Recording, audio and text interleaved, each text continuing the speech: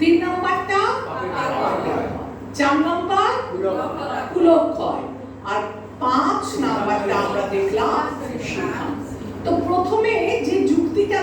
হয়েছিল যে করুণা, যে আত্মীয় স্বজন, বন্ধু বান্ধব, পিতামহ, গুরুদেব সকলকে দেখে তার করুণা হয়েছে।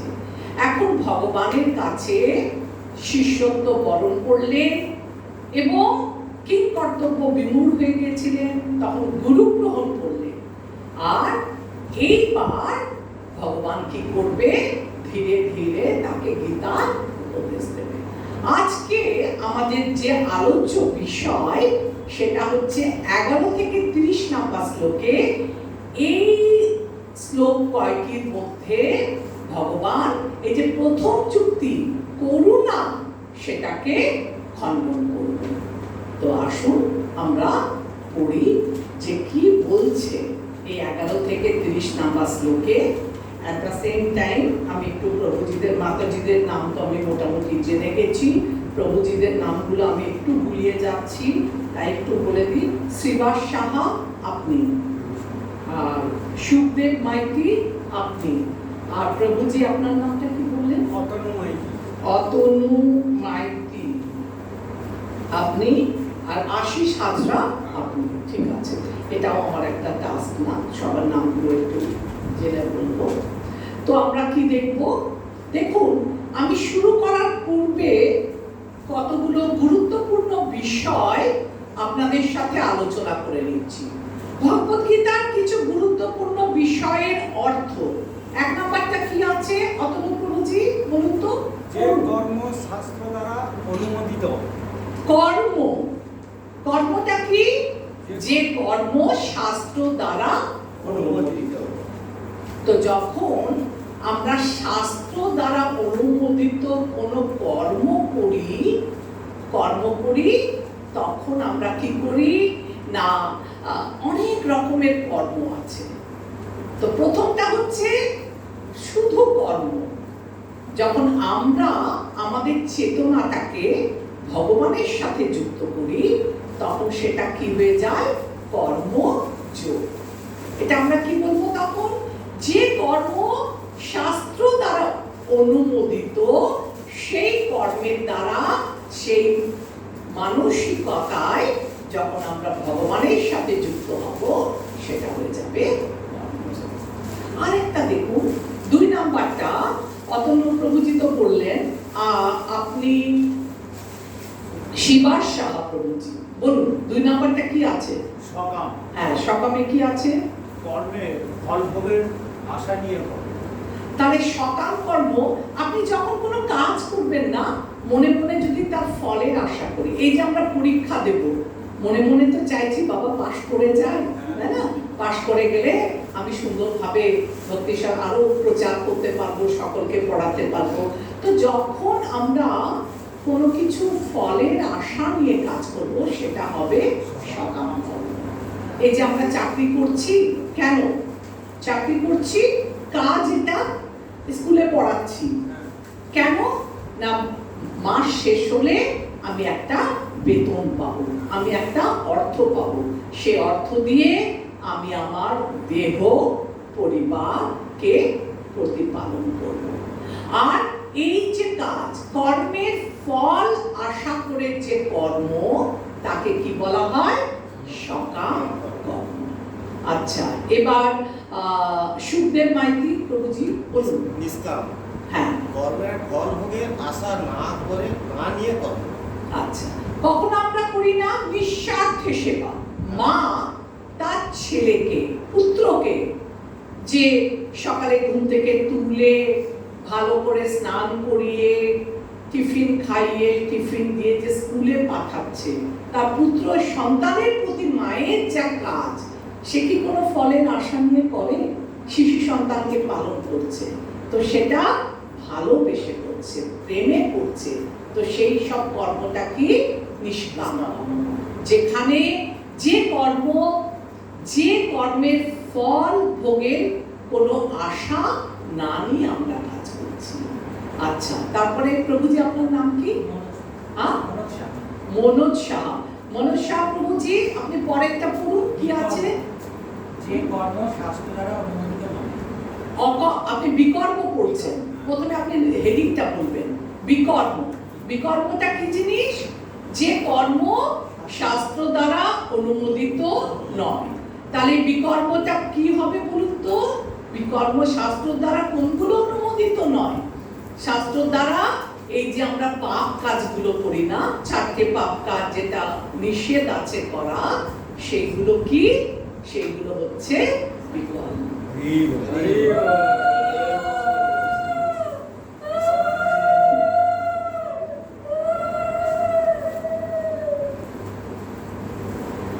তো আমরা কি দেখলাম? বিকর্ম।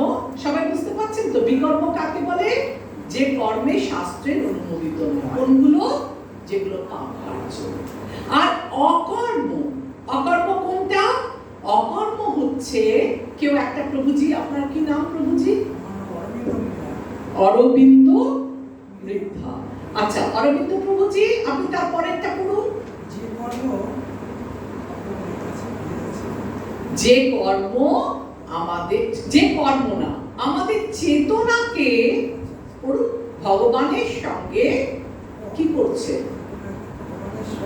যুক্ত করছে। তাহলে যোগ, এই যে যোগ শব্দটা, অকর্মটা বলছিলাম না?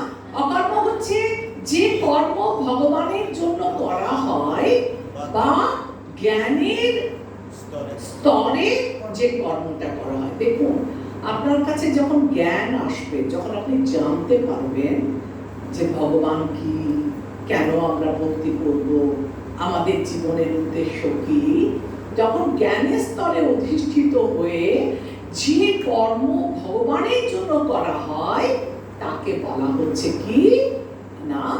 অকর্ম।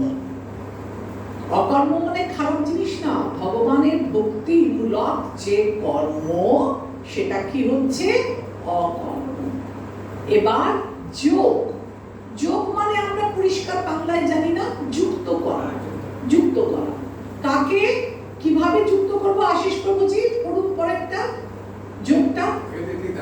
আচ্ছা আচ্ছা, যোগ হচ্ছে মাতাজি আপনাদের এখানে দেখা যাচ্ছে, পড়ুন। যোগ কাকে বলছে? যোগ আমাদের চেতনাকে ভগবানের সাথে যুক্ত করা। তাহলে আমাদের চেতনাটাকে যখন আমরা ভগবানের সাথে যুক্ত করছি সেটা হচ্ছে যোগ।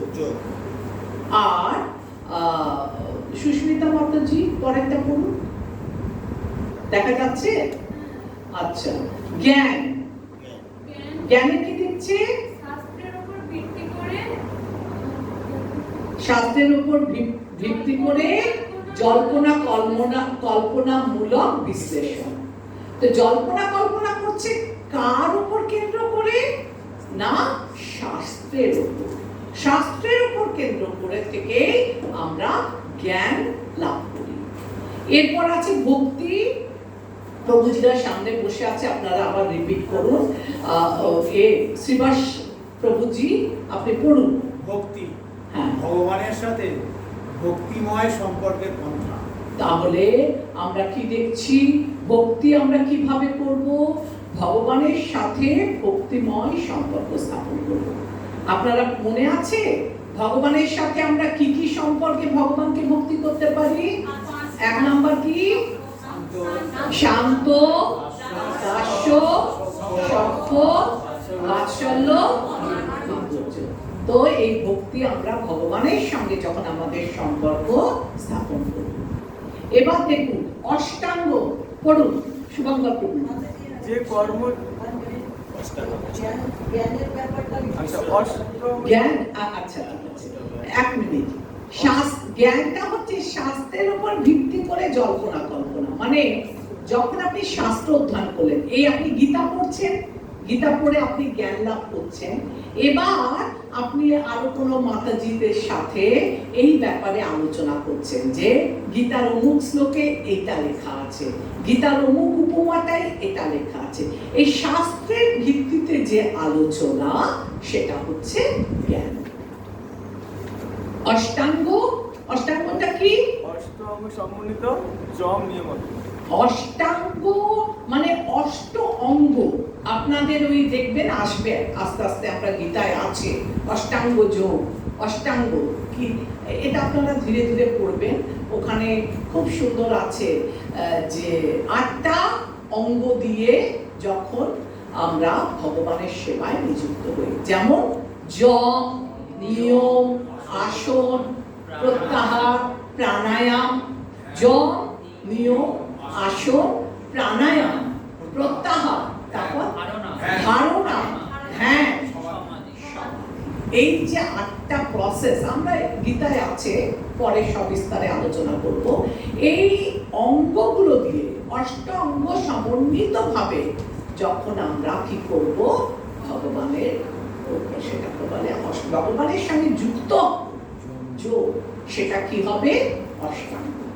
আর মিশ্রটা কি, সবকিছুর মিশ্রণ এটা, ঠিক আছে?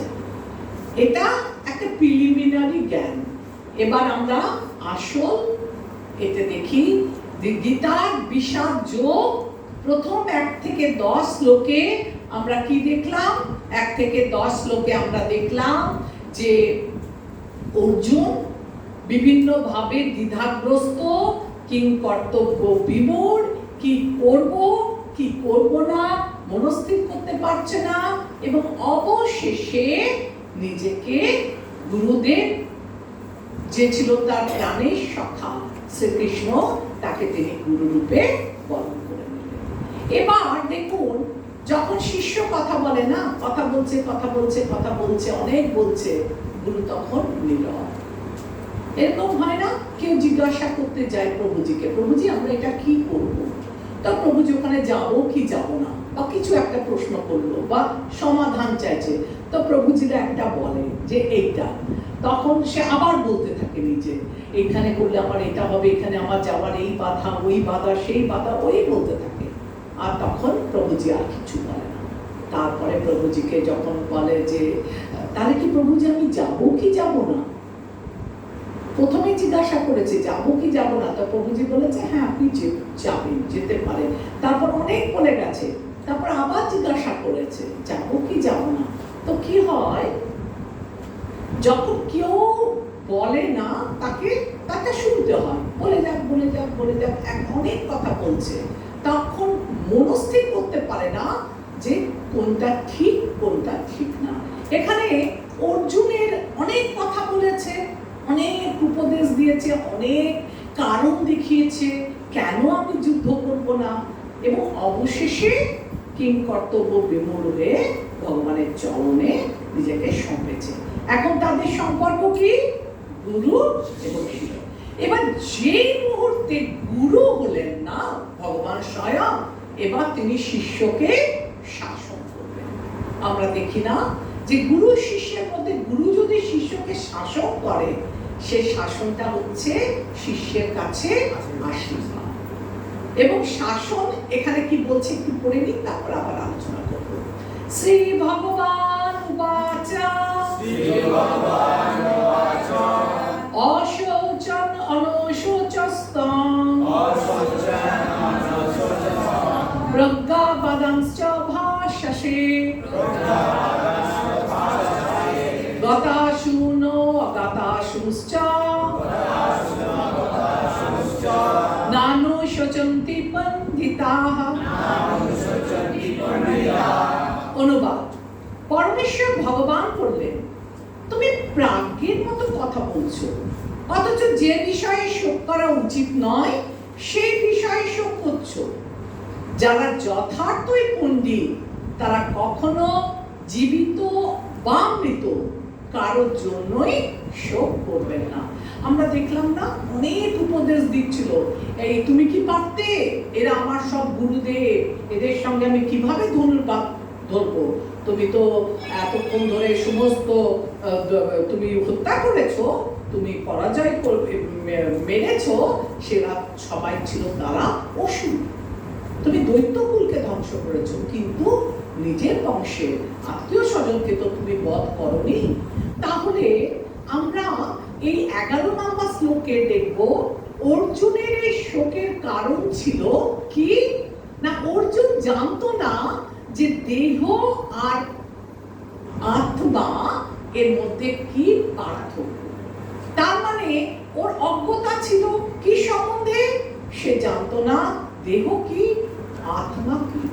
এই অতএব সে দেহ ও আত্মার মধ্যে পার্থক্য নিরূপণ করার জন্যেই ভগবান বললেন, তুমি পণ্ডিতের মতো কথা বলছো, অনেক বড় বড় কথা বললে, কিন্তু সব থেকে যেটা প্রয়োজনীয় জিনিস, তুমি প্রাজ্ঞের মতো কথা বলছো, কিন্তু যে বিষয়ে শোক করা উচিত না তুমি সেই বিষয়ে শোক করছো, সেখানে তুমি মূর্খ।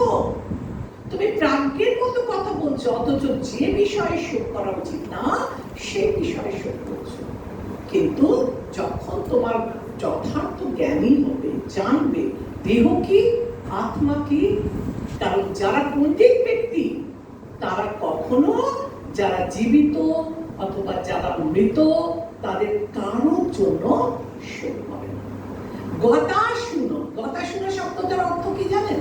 স্থূল দেহ, এই যে আমাদের দেহটা যারা যেটা মৃত্যুর পর ধ্বংস হয়ে যাবে, এটা হচ্ছে অনিত্য। এই যে আমাদের দেহটা আজ আছে, মৃত্যুর পর পুড়ে ছাই হয়ে যাবে। আর অগতাশুনো যেটা এখন আসবে, সেটা কি? ভবিষ্যৎ, ভবিষ্যতের কথা বলছে। সূক্ষ্ম দেহ, আমাদের এই দেহটা পুড়ে ছাই হয়ে গেলেও আমাদের সূক্ষ্ম দেহটা কিন্তু মৃত্যুর পর অন্য দেহে আত্মার সাথে অ্যাকর্ডিং টু আওয়ার কর্মফল, আমরা যেমন যেমন কাজ করব সেই সেই কর্মফল অনুসারে আমরা আমাদের পরবর্তী দেহটা পাবো। আর এই পরবর্তী দেহে আত্মার সাথে কে থাকবে? আত্মার সাথে সূক্ষ্ম দেহ থাকবে। আর যে শরীরেই যাক না কেন পরমাত্মা অবশ্যই থাকবে। আর চ শব্দটার অর্থ হচ্ছে আত্মা। আত্মাটা কিন্তু নিত্য, আর এটা হচ্ছে সর্ববিকার শূন্য, এর কোনো বিকার নেই। আমরা দেহের দেখেছি না, আমাদের কত কলুষ আছে না? কি কি কলুষ জানেন? কাম, ক্রোধ, লোভ, মদ, মোহ, মাৎসর্য, এগুলো যাই থাক দেহে এগুলো, কিন্তু আত্মার কোনো কিছু বিকার নেই। আত্মা নিত্য, আর আত্মাকে আমরা কি করতে পারবো না। এবার আত্মা কি এই বিষয়ে জ্ঞান দেবে। এখানে অর্জুনের পাণ্ডিত্যের কথা বলেছে, বাচিক জ্ঞান পাণ্ডিত্য প্রদর্শন, আক্ষরিক জ্ঞান লাভ, অনিত্য বস্তুর প্রতি আসক্তি। এই দেখুন গীতা আপনি কিন্তু বইয়ের ওয়ার্ড টু ওয়ার্ড মিনিং পড়ে নিলেন, এগুলোকে বলা হয় আক্ষরিক জ্ঞান, কিন্তু এর একটা গুচ্ছ অর্থ থাকে। ওপর ওপর পড়লে গীতা পড়া হয় না। কিন্তু যারা প্রকৃত পণ্ডিত, প্রকৃত পাণ্ডিত্য কাদের? জ্ঞানের অন্তিকরণ ও উপলব্ধি, জ্ঞানের ওপরে, আপনি ওপরে যে মামকা পাণ্ডবাশ্চৈব কিমা কুর্বত সঞ্জয়, মামকা কেন বলছে, আপনি পড়ে নিলেন মামকা শব্দটা অর্থ, কিন্তু না এর গুরু রহস্যটা কি? পক্ষপাতিত্ব করছে। তো এই জ্ঞানের ভেতর যে গুরু অর্থ আছে, মানসিকতার উন্নতি ও পারমার্থিক উন্নতি। আমাদের জ্ঞান অর্জন করে কি হবে যদি না আমরা আমাদের এই জ্ঞানটাকে আমাদের পারমার্থিক উন্নতিতে কাজে না লাগাই। আমরা যদি সঠিকভাবে গীতার জ্ঞান হৃদয়ঙ্গম করতে পারি, তাহলে আমাদের মানসিক এবং পারমার্থিক এই দুটোতেই আমরা উন্নত হব। উচিত অনুচিত আবেগের পার্থক্য নিরূপণ আমরা বুঝতে শিখব, আমাদের কি করা উচিত কি করা উচিত না, আর আবেগের বশে আমরা কোনো কাজ করব না। এবার ধীরে ধীরে আসছে ফার্স্ট ছিল না, সেকেন্ড পয়েন্টের ফার্স্টটা একটু বলে দিন। হ্যাঁ বলো। ওই জ্ঞানের আক্ষরিক জ্ঞান না, প্রাকৃতিক পাণ্ডিত্য। হ্যাঁ, জ্ঞানের আতিকরণ উপরে, মানে জ্ঞানের আতিকরণ মানে হচ্ছে জ্ঞানের অভ্যন্তরে ইনার মিনিং। মামকা শব্দটার অর্থ কি? সিঙ্গেল শব্দটার অর্থ কি?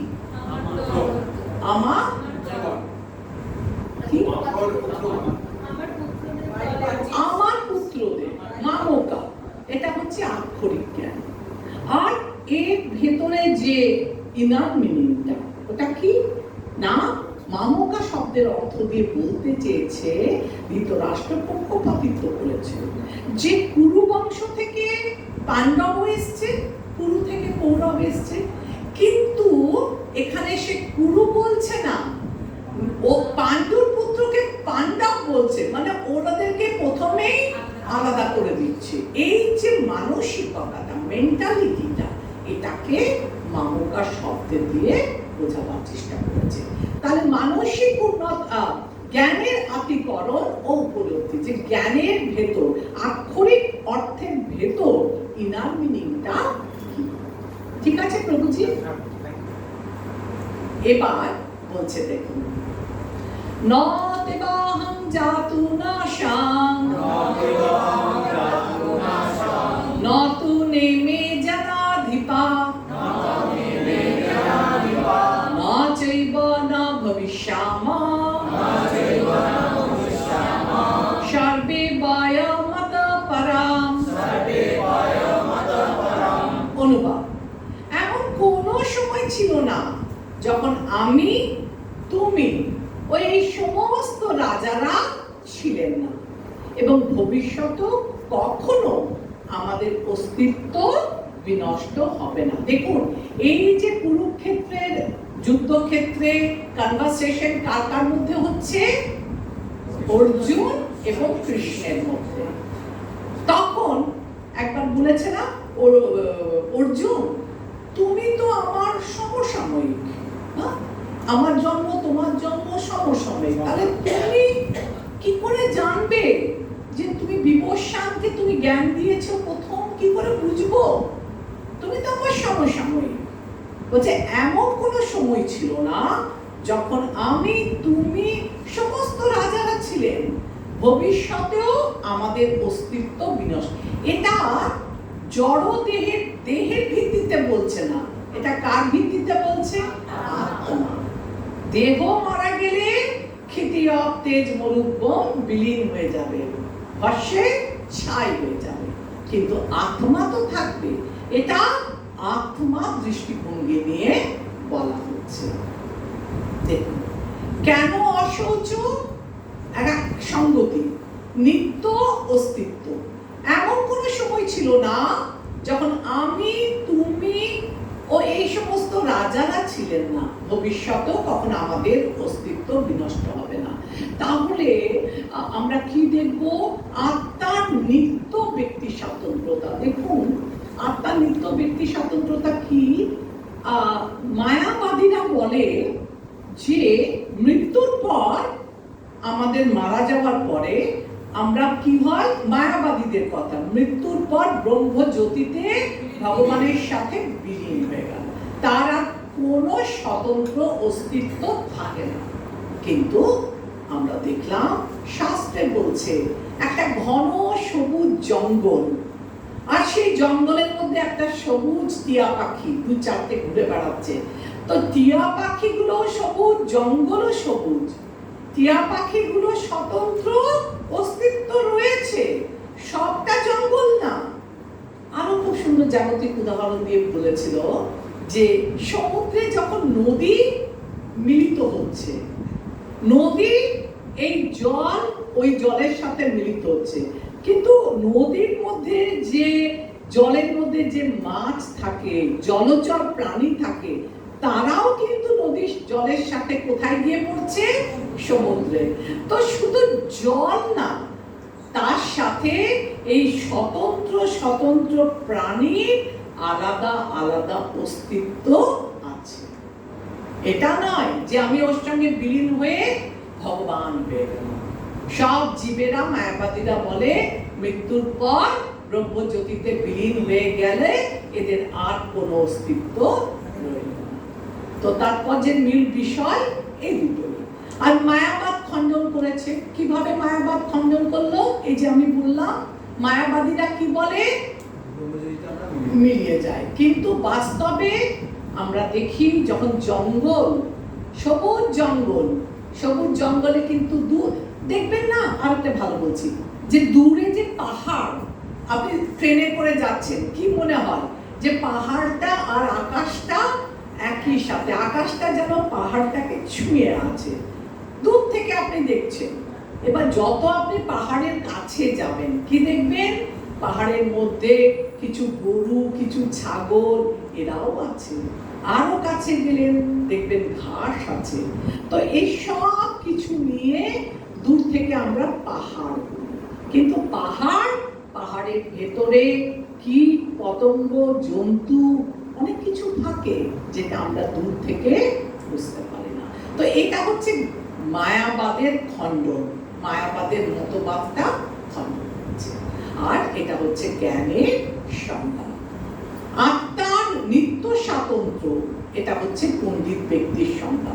পণ্ডিত ব্যক্তিরা জানে যে একসঙ্গে মিশে যাওয়া মানে আমরা আমাদের ব্যক্তি স্বতন্ত্র ওর মধ্যে হারিয়ে যাচ্ছি না। ব্রহ্মজ্যোতি ঠিক আছে, ব্রহ্মজ্যোতির মধ্যে মায়াবাদীরা প্রবেশ করলো, ঠিক আছে, কিন্তু এই না যে তারা ভগবান হয়ে গেল। তারা নিজের স্বতন্ত্রতা কিন্তু মৃত্যুর পরও ওখানে বজায় থাকে। এমনি না যে মৃত্যুর আগে আমরা এখানে স্বতন্ত্র, মৃত্যুর পর আমরা ভগবান হয়ে গেলাম। এইভাবে মায়াবাদটাকে খণ্ডন করছে। আরো সুন্দর লিখেছে, মায়াবাদী তত্ত্ব ওই একই জিনিস। প্রচলিত রীতি অনুযায়ী জড় পরিচয়কে গুরুত্ব দেওয়া হয়েছে, আর প্রকৃত তত্ত্ব পূর্বের ও পরের শ্লোকে জড় পরিচয়কে উপেক্ষা করার পর পুনরায় সে কথা কেন বলা হবে আমরা দেখছি না। আচ্ছা, এটাও পড়ে নিয়ে একবার। মায়াবাদী তত্ত্ব, জীবাত্মা কেবল দেহগত, ব্যক্তিত্বের কথা বলা হয়েছে।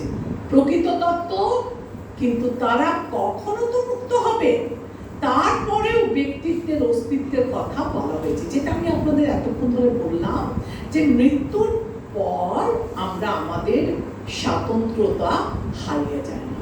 মন, বুদ্ধি, অহংকার এরা কিন্তু আপনার সাথে সাথে চলছে। জন্ম জন্মান্তর ধরে আপনি কেমন কাজ করলেন প্রকৃতি সেই মতো বিশ্লেষণ করে পরের জীবনটা আপনাকে উপহার দেবে।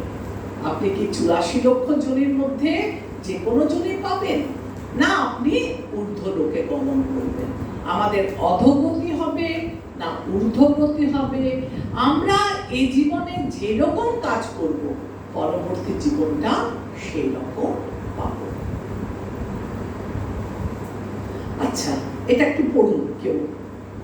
ভবিষ্যতেও কখনো এর বিনাশ হবে না। মায়াবাদী তার্কিকেরা বলতে পারে শ্রীকৃষ্ণ যে ব্যক্তি স্বাতন্ত্র্যের কথা বলেছেন তা চিন্ময় স্বাতন্ত্র্য নয়, তা হচ্ছে জড় স্বাতন্ত্র্য। সবাই শুনুন।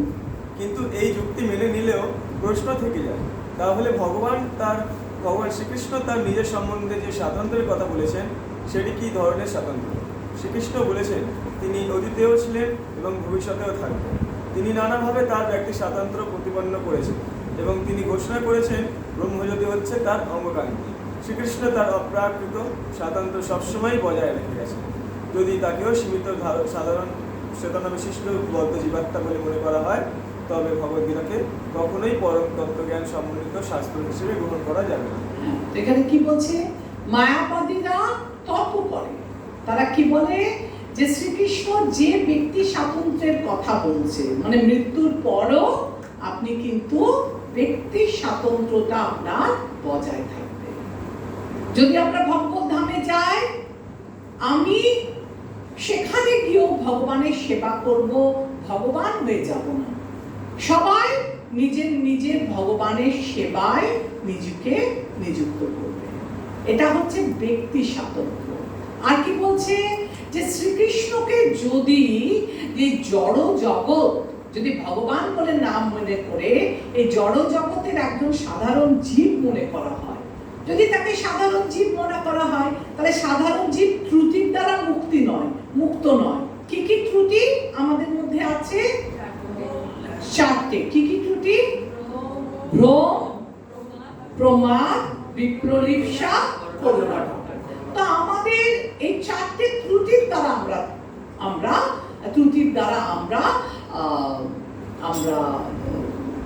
ডিফেক্ট আছি আমরা। যে কোনো জীবই এই চারটে ত্রুটি থেকে মুক্ত নয়। যেহেতু আমাদের ইন্দ্রিয়গুলো অপূর্ণ, তাই এদি আমরা যা করি আমাদের কাজটা নির্ভুল হবে না। তাহলে কৃষ্ণ যদি সাধারণ ব্যক্তি হয় তাহলে কি হবে? এই যে গীতার জ্ঞান লিখেছে, তো তাহলে প্রচুর ভুল হতো। আমরা দেখেছি না, অনেক রকমের গীতা বেরিয়েছে, যে যা নিজের মতো করে নিজের ভাষায় গীতাকে প্রকাশিত করেছে। তাহলে গীতা বলে কোনো ব্যাপারই থাকতো না। অর্জুনের মধ্যেও সাধারণ মানুষের ত্রুটি থাকতো, আর তখন আমরা গীতাকে, গীতা হচ্ছে কি? উপনিষদ। আর গীতা হচ্ছে কি? গীতা হচ্ছে সর্বক্ষেত্রে, সর্বসাধারণের ক্ষেত্রে এটা গ্রহণযোগ্য। সমস্ত বিশ্বব্যাপী সবাই এক কথায় এই গীতার বাক্যটাকে বেদ বাক্য বলে মনে করা হয়। দেখেন না, যখন ন্যায়ালয়ে যায় না, গীতায় হাত দিয়ে কি বলে? যাহা বলিব সত্য বলিব, সত্য বই মিথ্যা। তাহলে কি বলছে? ভগবান বদ্ধ ও মুক্ত দুই প্রকার জীবকে পালন করে। আমরা কেউ বদ্ধ জীব, এই জড়জগতে এসে মায়ার কবলে পড়ে আমরা বদ্ধ হয়ে গেছি। আর যারা মুক্ত, যারা ভগবত ধামে আছে, সবাইকে পালন করছে কে? ভগবান স্বয়ং। মায়াবাদীরা বলে এই জগৎ থেকে উদ্ধারের পর সব এক হয়ে যাবে, যেটা আমি আপনাদের এতক্ষণ ধরে বলছি। মায়াবাদীরা বলে না না, মৃত্যুর পর আমরা সবাই আর কিছু থাকবে না, আমরা সব ভগবান হয়ে যাব। ভগবান কিন্তু মুক্ত, এবং তিনি মুক্ত স্তর থেকে বলেছেন শ্রীকৃষ্ণ ও বদ্ধ মায়ার দ্বারা আবদ্ধ হন। তাহলে কি ভগবত গীতার মূল্য কি? এখানে বহু বচনের ব্যবহার করেছে। কেন? কি বলছে? যে যদি আমরা যে সবাই ভগবত গীতার জ্ঞানটাকে পারমার্থিক জ্ঞান হিসেবে নিয়ে আমরা কি করছি? আমরা আমাদের জীবনটাকে সেইভাবে পরিচালিত করছি। তো ভগবান যদি ভগবত গীতা না লিখতেন, এটা যদি ভগবান না হতেন, প্রথমেই বলেছে না যে কৃষ্ণকে মেনে নিতে হবে, যে কৃষ্ণই ভগবান। তাই জন্য কৃষ্ণ উবাচ একবারও বলা হয়নি। কি বলা হয়েছে? মানে এখানে আর কোনো তর্কাতর্কি হবে না, অলরেডি একবার বুঝিয়ে দেওয়া হয়েছে যে কৃষ্ণই হচ্ছে ভগবান। কিন্তু মায়াবাদীরা সেটা মোটেও বুঝতে পারে না। তাই মহাপ্রভু বলেছে মায়াবাদীদের থেকে যতটা সম্ভব দূরে থাকতে, কারণ মায়াবাদীর কথা শুনলে কি হবে? সর্বনাশ। শ্লোক নাম্বার 13 কি বলেছে? অর্জুনকে, দেহাত্ম বুদ্ধি সম্পন্ন অর্জুনকে শ্রীকৃষ্ণ দেহ এবং আত্মার মধ্যে যে কি ফারাক, কি পার্থক্য, একটা একটা করে বোঝাচ্ছে। এবার আসুন শ্লোক নাম্বার 13। দেহিনোস্মিন যথা দেহে কৌমারং যৌবনং জরা তথা দেহান্তর প্রাপ্তি ধীরস্তত্র ন বৈহতি। আচ্ছা, এটা আপনাদের মনে হয় মুখস্থ শ্লোকে আছে, তো এটাকে আপনারা 2-3 বার বলবেন। হ্যাঁ,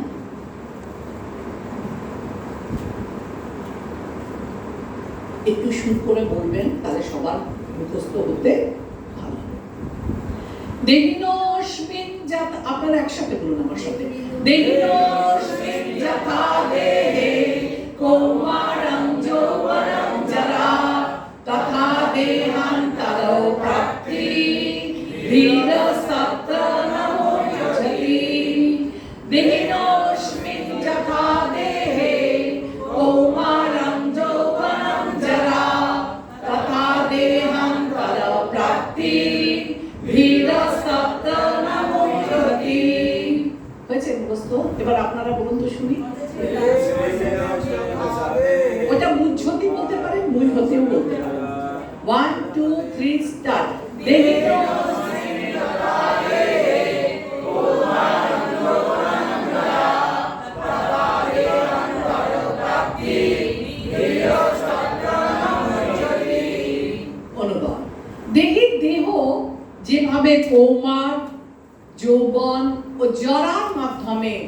তার রূপ পরিবর্তন করে চলে।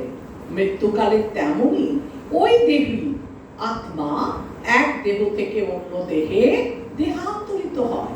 স্থিতপ্রজ্ঞ পণ্ডিতেরা কখনো এই পরিবর্তনে মুহ্যমান হন না। কি বলছে যে দেখুন, আমরা যখন ছোট ছিলাম, শৈশব, কৈশোর, যৌবন, বার্ধক্য, একটা ছোট বাচ্চা তার যে আকৃতি যখন সে ইয়াং হয়ে গেল, যখন কুমারত্বে প্রতিনিয়ত তার রূপ পরিবর্তন হচ্ছে।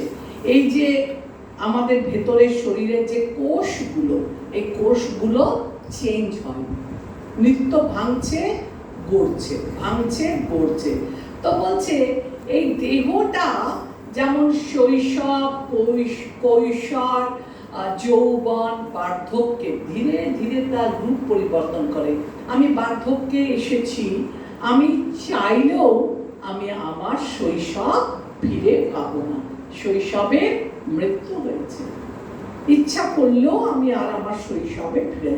তো বলছে একটা মানুষ যখন তার শৈশব, কৈশোর, যৌবন ফেলে আসে, বার্ধক্যে আসে, সে যেমন কোনো দুঃখ পায় না, ভাবে কতক্ষণে বড় হব। স্কুলে পড়লে ভাবতাম না কবে কলেজে যাব, কলেজে গেলে মনে হয় কবে চাকরি করব, চাকরি করলে মনে হয় যে কবে আমার সংসার আদি করব আরো বেশি। তারপরে করতে করতে এক সময়ে বার্ধক্যে উপনীত হয়। তো বলছে আমরা কিন্তু এর জন্য দুঃখ পাই না। তাই এই যে আমাদের চক্রটা, শৈশব, কৈশোর, যৌবন, জরা, এইসবের মধ্যে যে প্রসেসটা, যখন আমাদের মৃত্যু হবে তখন ওই প্রসেসেই আমরা এক দেহ থেকে অন্য দেহে চলে যাব। আর যারা এই বিষয়টা ভালোভাবে জানে, স্থিতপ্রজ্ঞ ব্যক্তি, তারা এই জন্য শোক করে না। সংগতিটা কিরকম? অর্জুন যদি বলে, ওহে তুমি তো ঈশ্বর, তোমার যে জন্ম মরণ নেই তা সত্য, কিন্তু জীবের তো জন্ম মরণ আছে। এর উত্তরে ভগবান কি বলবে? স্থিতপ্রজ্ঞ পণ্ডিতেরা আত্মার দেহান্তরে মুহ্যমান হন না। কেন? কারণ সে জানে যে একটা দেহ, একটা দেহী তার রূপ পরিবর্তন করছে, আর তেমনি মৃত্যুর পর তার দেহটা ধ্বংস হবে, কিন্তু প্রকৃত আত্মা কি হবে না, তার সূক্ষ্ম দেহ নিয়ে পরবর্তী দেহটাকে প্রাপ্ত করবে। তাই জন্য তারা দুঃখ করে না। তো দুঃখ করে না, তাহলে এই যে অর্জুন এত শোক করছে যে এদেরকে মারবো, করুণার উদ্রেক হচ্ছে যে আমার এই আত্মীয় স্বজন, বন্ধু বান্ধবকে আমি হত্যা করছি, করুণায় মন ভরে যাচ্ছে। তো এইগুলো এই যে 11 থেকে 30 ভগবান ধীরে ধীরে খণ্ডন করছেন। তো বলছে এই যে তোমার শোক, বলছে তুমি তো, আমাদের তো আত্মীয় স্বজন আছে, আমাদের দেহটা মৃত্যু হলো, বুঝলাম যে আত্মা অমর, আত্মার মৃত্যু নেই, বুঝলাম।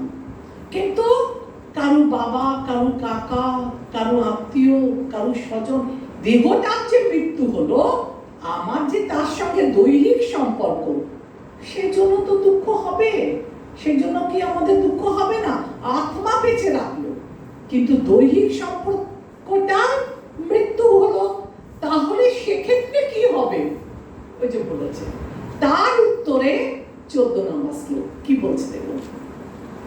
মাত্রা স্পর্শাস্তু কন্তেয় শীতোষ্ণ সুখ দুঃখদা আগম অপাইন অনিত্যা আগম অপাইন অনিত্য তাং তিতিক্ষস্য ভারত মাত্রা স্পর্শাস্তু কন্তেয় শীতোষ্ণ সুখ দুঃখদা আগম অপাইন অনিত্য তাং তিতি বিখস্য ভারত। অনুবাদ: হে কুন্তেয়, ইন্দ্রিয়ের সঙ্গে বিষয়ের সংযোগের ফলে অনিত্য সুখ ও দুঃখের অনুভব হয়। সেগুলো ঠিক যেমন শীত ও গ্রীষ্ম ঋতুর গমনাগমনের মতো। হে ভারতকুল প্রদীপ, সেই ইন্দ্রিয়জাত অনুভূতির দ্বারা প্রভাবিত হইও না, সেগুলি সহ্য করার চেষ্টা করো। এখানে অর্জুনকে একবার কুন্তিও বলেছে, কুন্তির পুত্র যে তাকে কুন্তিও বলে, আর একবার কি বলা হয়েছে তাকে? ভরতকুল প্রদীপ। অর্থাৎ তাকে তার দুই কুলের কথা স্মরণ করিয়ে দিয়েছে যে তুমি যে এত শোকে আকুল হয়ে যাচ্ছ, তোমায় মনে রাখতে হবে যে তুমি ক্ষত্রিয় কুলে জন্মগ্রহণ করছে। তোমার মাতামহর দিক থেকে তুমি বিশাল বড় ক্ষত্রিয়ের বংশধর, তোমার পিতামহর পক্ষ থেকে সেও তুমি বিশাল বড় কুলের অধিকারী। আর এই তুমি যদি শোক করো, বৃথা শোক করো, কারণ দেহের মৃত্যু নেই। এবার তুমি বলছো দেহগত, তাহলে তুমি কি করবে? তখন বলছে দেখো, এই যে আমাদের দেহের সাথে ইন্দ্রিয়ের সম্পর্ক, আমাদের ইন্দ্রিয়গুলো কি? চক্ষু, কর্ণ, নাসিকা, জিহ্বা, ত্বক। আমরা বহির্বিশ্বে রূপ, রস, শব্দ, গন্ধ, স্পর্শ প্রতিনিয়ত পঞ্চ ইন্দ্রিয় দিয়ে আকর্ষণ করছি। এটা হবে।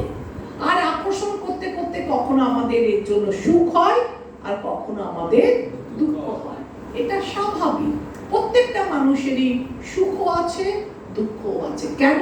যেহেতু আমরা পঞ্চ ইন্দ্রিয় দিয়ে এই বহির জগৎটাকে অ্যাট্রাক্ট করছি। এগুলো কেমন?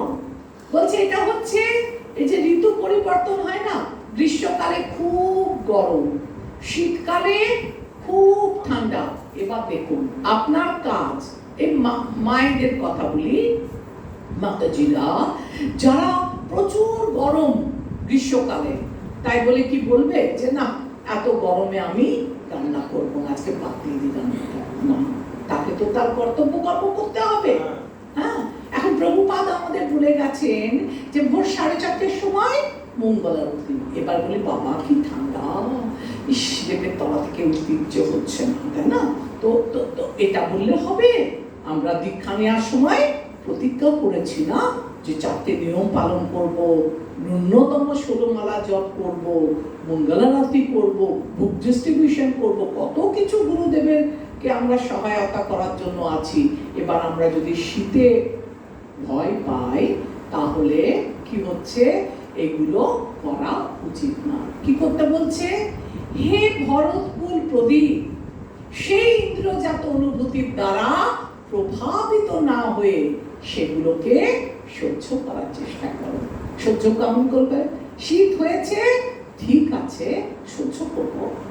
গরম হয়েছে, অতি গরম, হ্যাঁ খুব গরম লাগছে বলবো আমরা, কিন্তু ওটাকে আমাদের কি করা উচিত? সহ্য। তাই বলছে হে অর্জুন, তুমি তোমার দেহগত আত্মীয় স্বজন বন্ধু বান্ধবকে দেখে করুণায় তোমার বুক ফেটে যাচ্ছে। এটা হবে, কিন্তু তোমাকে কি করতে হবে? তোমাকে সহ্য করতে হবে। এটাই প্রকৃতির নিয়ম। আত্মীয় স্বজন বন্ধু বান্ধব, এই যে তুমি শোক করছো, শোক করে কিছু হবে না, তোমাকে সহ্য করতে হবে। করুণা যে তুমি ভেঙে পড়েছো, এটা ঠিক না।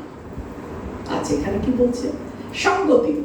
অর্জুন যদি বলেন আমি তাদের জন্য শোক করছি না, কিন্তু তাদের মৃত্যুর পরবর্তীতে আমি দুঃখভাগী হব, অতএব আমি সেই জন্য শোক করছি। যেটা আপনাদের আমি এতক্ষণ ধরে বোঝালাম যে এরা মারা যাবে, ঠিক আছে, আমি এই জন্য শোক করছি না, কিন্তু এরা তো আমার দেহগত সম্পর্ক।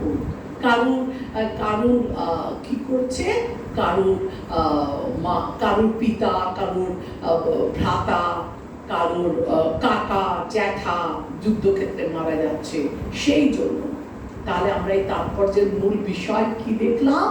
যে কুন্তেয় ও ভরত, এখানে বলার অর্থ হচ্ছে দুই বংশ বললাম, আর দ্বন্দ্ব এই দ্বন্দ্ব ভাবটা কি? ভালো মন্দ, সুখ দুঃখ, আলো অন্ধকার। প্রত্যেকটা মানুষের জীবনেই সুখ আসবে, দুঃখ আসবে। প্রত্যেকটা মানুষের জীবনে আনন্দ থাকবে, তার সঙ্গে শোকও থাকবে। আর এই যে দ্বন্দ্ব ভাব, এই দ্বন্দ্ব ভাবটাকে আমাদের কি করতে হবে? সহ্য করতে হবে। আর আধুনিক মানুষ মানে এই কলিকালের মানুষ, এরা অধীর, ধীর আর অধীর। অধীর মানুষটা কি করে? অবশ্যম্ভাবী পরিবর্তনের বিরক্তি। এরা ধৈর্য রাখতে পারে না, বিরক্ত বোধ হয় পরিবর্তনের জন্য। সক্ষম হয়েও কর্তব্যে অক্ষমতা। এই যে বললাম, শীতকালে আপনি 4:30 উঠে মঙ্গল আরতি করতে যেতে পারেন। শুভঙ্কর প্রভুজিকে জিজ্ঞেস করুন, কটায় ওঠেন? তার আগে ওঠে কটায়? 1:30-2 এত সকালে কেন? জব করে তারপর মঙ্গল আরতিতে যেতে হয় কি হয় না? তাহলে তখন শুয়ে থাকলে হবে? যেতে হবে। আর যদি বলে না আমি যাব না, তাহলে কি হলো? সক্ষম, চাইতে পারে কিন্তু কর্তব্যে অক্ষমতা, মানে আলস্যতা, কর্তব্য করবো না, অক্ষমতা, কিন্তু যা অবহেলা করছি। ধীর বৈদিক মানুষ, তারা অবশ্যম্ভাবী পরিবর্তনে সহনশীল আর সর্বাবস্থায় নিজের কর্তব্য পালনে দৃঢ়বদ্ধ।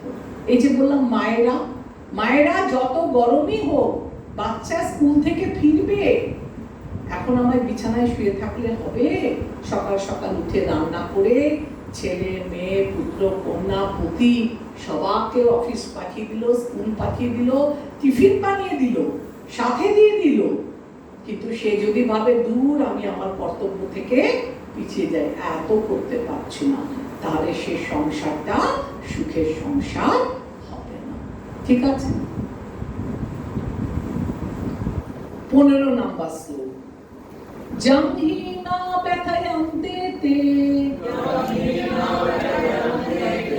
পুরুষং পুরুষস্যভ সমো দুঃখ সুখং ধীরা সো অমৃততায় কল্পতে। অনুবাদ: হে পুরুষ শ্রেষ্ঠ অর্জুন, যে জ্ঞানী ব্যক্তি সুখ ও দুঃখকে সমান জ্ঞান করেন এবং শীত ও উষ্ণ আদি দ্বন্দ্বে বিচলিত হন না, তিনি মুক্তি লাভের প্রকৃত অধিকারী। তো কি বললাম এতক্ষণ? যে দেখুন, সুখ দুঃখ এগুলো আমাদের জীবনে আসবে, কিন্তু যারা জ্ঞানী ব্যক্তি তারা কি করবে না? এগুলোতে বিচলিত হবে না। তারা সুখ এবং দুঃখকে সমানভাবে গ্রহণ করবে। একটা আমি এক্ষুনি মনে এসেছিল একটা পয়েন্ট, হ্যাঁ মনে পড়েছে। দেখুন, আপনারা এই যে ভগবদ গীতা শ্লোকগুলো বলছি না, দেখবেন কিছু কিছু শ্লোক বারবার আছে। এই যে আমরা বললাম সুখ দুঃখ সমানভাবে নিতে, বারবার আসছে। কেন? পুনরাবৃত্তি কেন করা হচ্ছে? যখন কোনো শ্লোক বা যখন কোনো কথাকে বারবার বলা হচ্ছে, তার মানে এর একটা ইম্পর্টেন্স আছে, এর গুরুত্ব বেশি, তাই বারবার এটাকে পুনরাবৃত্তি করা হচ্ছে। দুঃখ প্রতিকারের চেষ্টা করা অপেক্ষা সহ্য করাই উচিত। ওই যে আমরা আগের শ্লোকে পড়লাম যে আমাদের সহ্য করতে হবে, তার সেই জন্য বলছে মুক্তি লাভের প্রকৃত অধিকারী ব্যক্তির লক্ষণ। হে পুরুষ শ্রেষ্ঠ অর্জুন, জ্ঞানী ব্যক্তিরা সুখ ও দুঃখকে সমানভাবে জ্ঞান করে, শীত ও উষ্ণ আদি দ্বন্দ্বে বিচলিত হয় না, তিনি মুক্তি লাভ করার প্রকৃত অধিকারী। এই তাৎপর্যের মূল বিষয় কি? জড় বন্ধন থেকে মুক্তি লাভের যোগ্যতা। আপনি এই জড় বন্ধন থেকে যখন মুক্তি চাইছেন, তাহলে তখন কেমন আপনার মানসিকতা হবে? যে আপনি সবাইকে সব কিছুকে সমানভাবে দর্শন করবেন এবং সমভাবে গ্রহণ করবেন। এগুলো হচ্ছে জড়বন্ধন থেকে মুক্তির যোগ্যতা। আর আপনার মধ্যে কি থাকতে হবে? 2 নাম্বার, সহিষ্ণুতা, সহ্য। আমরা তো সহ্য করতে পারি না, না? কেউ আমাদের কটু কথা বললে আমরা তো ফটাফট কতক্ষণে তার প্রত্যুত্তর দেব। আর যদি দিতে না পারলাম তাহলে তো রাতটা গেল। সারা রাত চিন্তা করতে লাগলাম যে আমাকে এতগুলো লোকের সামনে অপমান করে দিল, আর আমি একটা কথাও বললাম না, আমি সব নীরবে সহ্য করলাম। এবার আপনার মনে উতালি পাতালি হবে না যে কিভাবে আমি ওটাকে পরের দিন গিয়ে বা কখনো গিয়ে আমি রিভেঞ্জটা নেব। তাহলে কি হলো? গেল আপনার রাতের ঘুম। বারবার তো বলছে আমাদের সহিষ্ণু হতে হবে। এটা দেখবেন গীতায় বারবার আসবে যে তৃণাদপি সহিষ্ণুচেন তরুরপি সহিষ্ণু। বারবার চৈতন্য মহাপ্রভু বলে গেছে গাছ যেমন কি করে? সহিষ্ণু, সহ্য করে। শীত, গ্রীষ্ম, বর্ষা, ঝড়, জল, প্রখর রোদ, ঠান্ডা কনকনে বৃষ্টি সব সহ্য করছে। তো বৈষ্ণবের গুণ একটা আছে যে আমরা দশম অধ্যায়ে গিয়ে পড়বো কি কি গুণাবলী আছে বৈষ্ণবের। বলে না যে কি করলে কৃষ্ণ আমাদের উপর খুশি হবে? আমরা যখন কাউকে ভালোবাসি তখন আস্তে আস্তে করে জেনে নিই না, আচ্ছা ওকে তো আমার বেশ ভালো লাগছে, তাহলে ও কি খেতে ভালোবাসে, কি কালারের জামাটা পরতে ভালোবাসে, কিভাবে কি একটা গিফট দিলে কোন গিফটটা দিলে ভালো হয়, কি কালার, কি খেতে ভালোবাসে। আচ্ছা আজকে প্রভুজিকে বাড়িতে গেছি না, তো প্রভুজি কি কি, মহারাজ এসছে, মহারাজের যারা সামনে বাচ্চা ছেলে মানে প্রভুজিরা থাকে না, তাদেরকে আমরা খোঁজ খবর নিই না, এই মহারাজ কি খায়, কি খেতে ভালোবাসে, কিটা আমি আজকে ঘরে বানাবো। কেন? যেহেতু আমি ভালোবাসি তাই আমি চাইবো কোনো যেন আমার সেবায় ত্রুটি না হয়।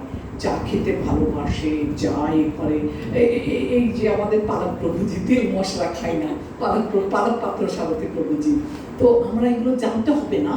প্রভুজিকে ঘরে ডাকলাম, ডেকে বাদে আমি কি করলাম, প্রসাদের মধ্যে প্রচুর ঝাল মশলা দিয়ে দিলাম, তাহলে প্রভুজি কি পাবেন? পাবে না। তখন আমাকে জানতে হবে না যে উনি কি পছন্দ করেন, ওনাদের ঝাল মশলা খাওয়া না, বেশি তেলযুক্ত খাবার খায় না।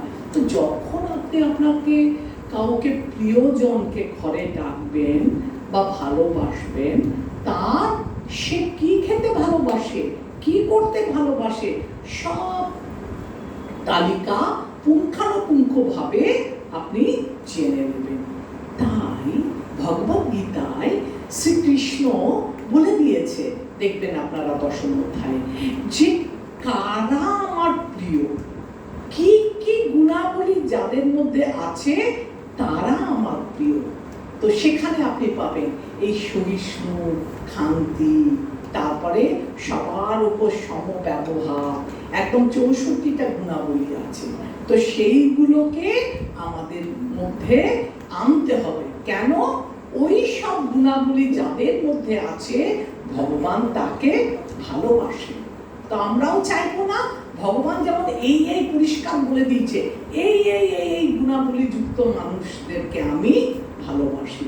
যখন গীতা পড়বেন দেখবেন আপনারা। তো আমরাও আমাদের মধ্যে সেই সব গুণাবলীগুলো আনার চেষ্টা করি। তাদের মধ্যে সহিষ্ণুতা খুব ইম্পর্টেন্ট। আচ্ছা, এরপরে শ্লোক 16 নম্বর। না শত বিদ্যতে ভাব, না ভাব বিদ্যতে শতা, উভয়ারপি দৃষ্ট অনন্ত,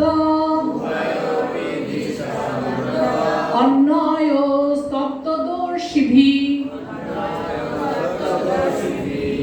অনুবাদ: যারা তত্ত্বদ্রষ্টা তারা সিদ্ধান্ত করেছেন যে অনিত্য জড় বস্তুর স্থায়িত্ব নেই এবং নিত্য বস্তু আত্মারও কখনো বিনাশ হয় না। তারা উভয় প্রকৃতির যথার্থ স্বরূপ উপলব্ধি করে এই সিদ্ধান্তে উপনীত হয়েছে। 16 নম্বর শ্লোকের সংগতি দেখুন। অর্জুন যদি বলেন শীত, উষ্ণ ইত্যাদি অত্যন্ত দুঃসহ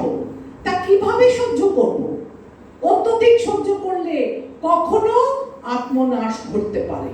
আচ্ছা, বলছে শীতে কত সহ্য করব? শীতে তো মানুষ মারাও যেতে পারে, কতক্ষণ ধরে আমরা এগুলো সহ্য করব? এর উত্তরে ভগবান বলেছেন যে এইরূপ আশঙ্কা ঠিক নয়, কারণ তত্ত্ব বিচার পূর্বক ওই সকল সহ্য করতে পারা যায়। এরকম না যে আপনি শীত সহ্য করতে বলেছে তার মানে আপনি অত্যন্ত শীতের মধ্যে গিয়ে কিছু শীতের পোশাক না পরে মৃত্যুবরণ করবেন, এটা নয়। আপনাকে এগুলো সহ্য করা যায়, তাই বলেছে। আত্মা ও জড়বস্তু সম্বন্ধে তত্ত্বদ্রষ্টা ব্যক্তিদের সিদ্ধান্ত। এবার আত্মা জড়বস্তু সম্বন্ধে কি বলেছে দেখুন।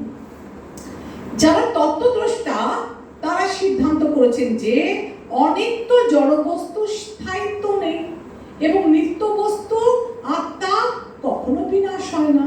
তারা উভয় প্রকৃতির যথার্থ স্বরূপ উপলব্ধি করে, এই সিদ্ধান্তে উপনীত হয়েছে।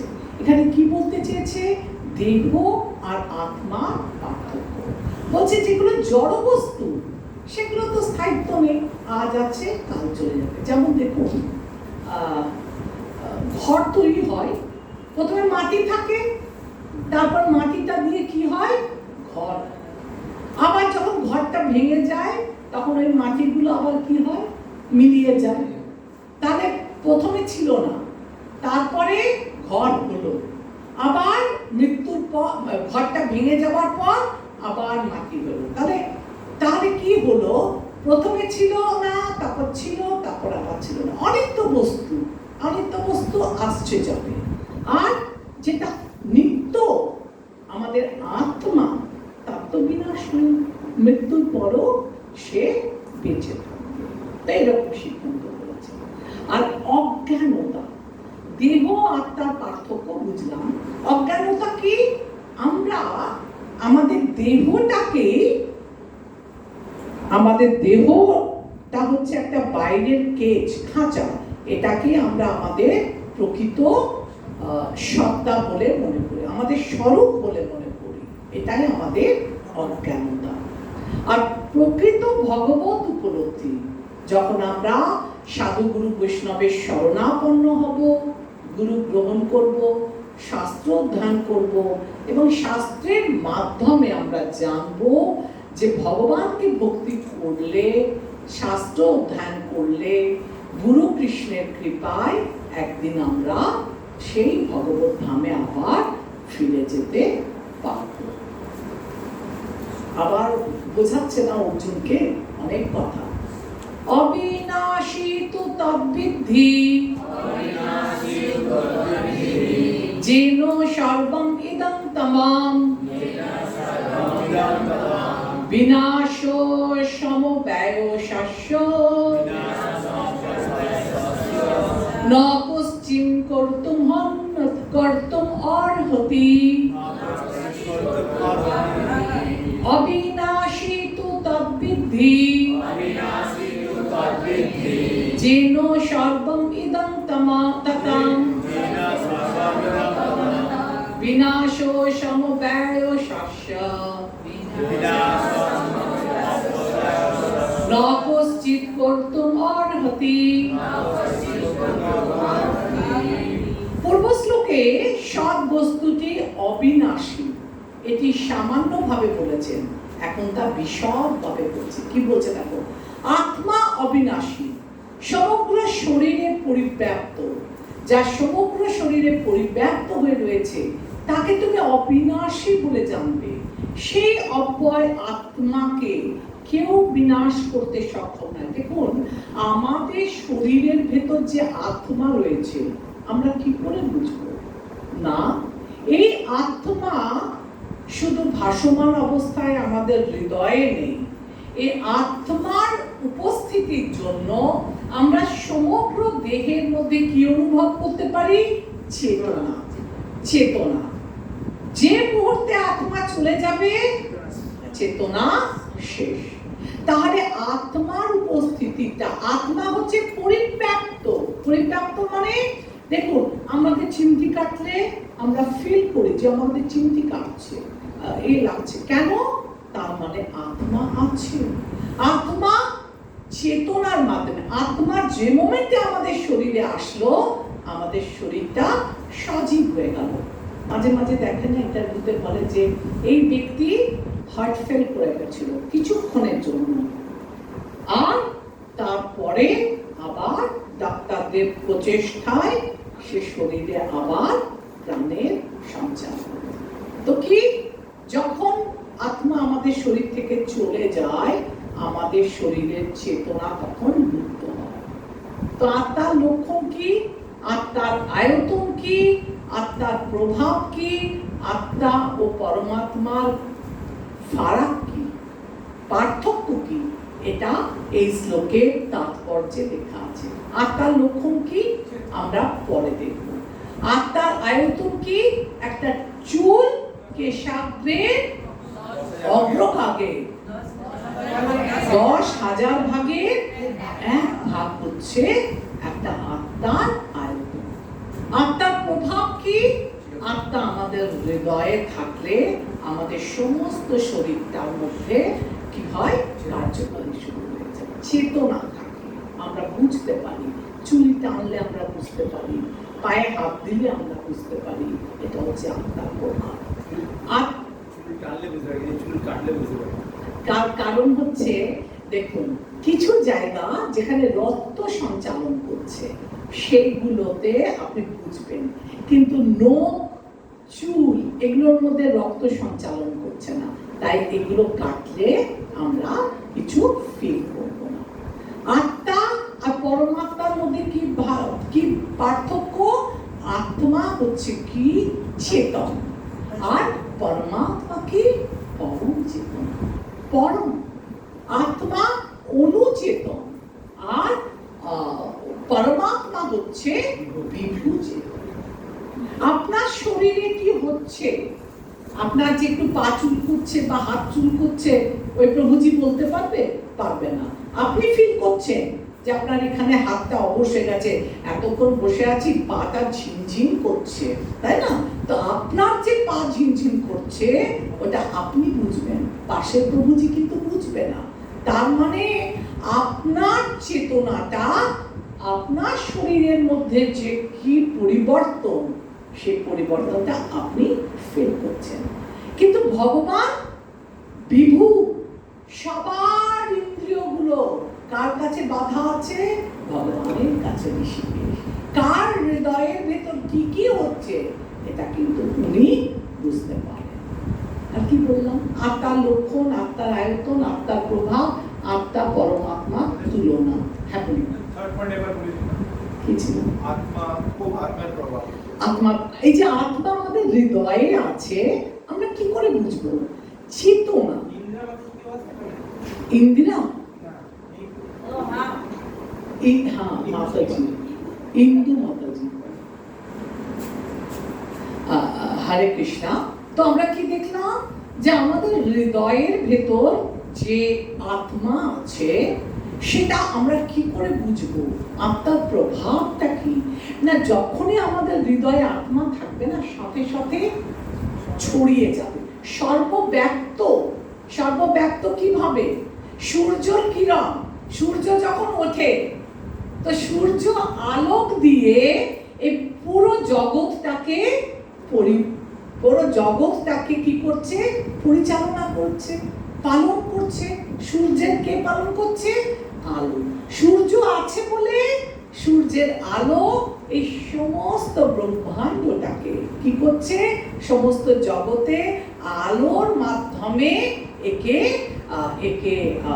একে সেবা দিয়ে যাচ্ছে, আলোর মাধ্যমে সবাইকে জাগিয়ে রাখছে, আলোর মাধ্যমে সবাইকে সজীব রাখছে।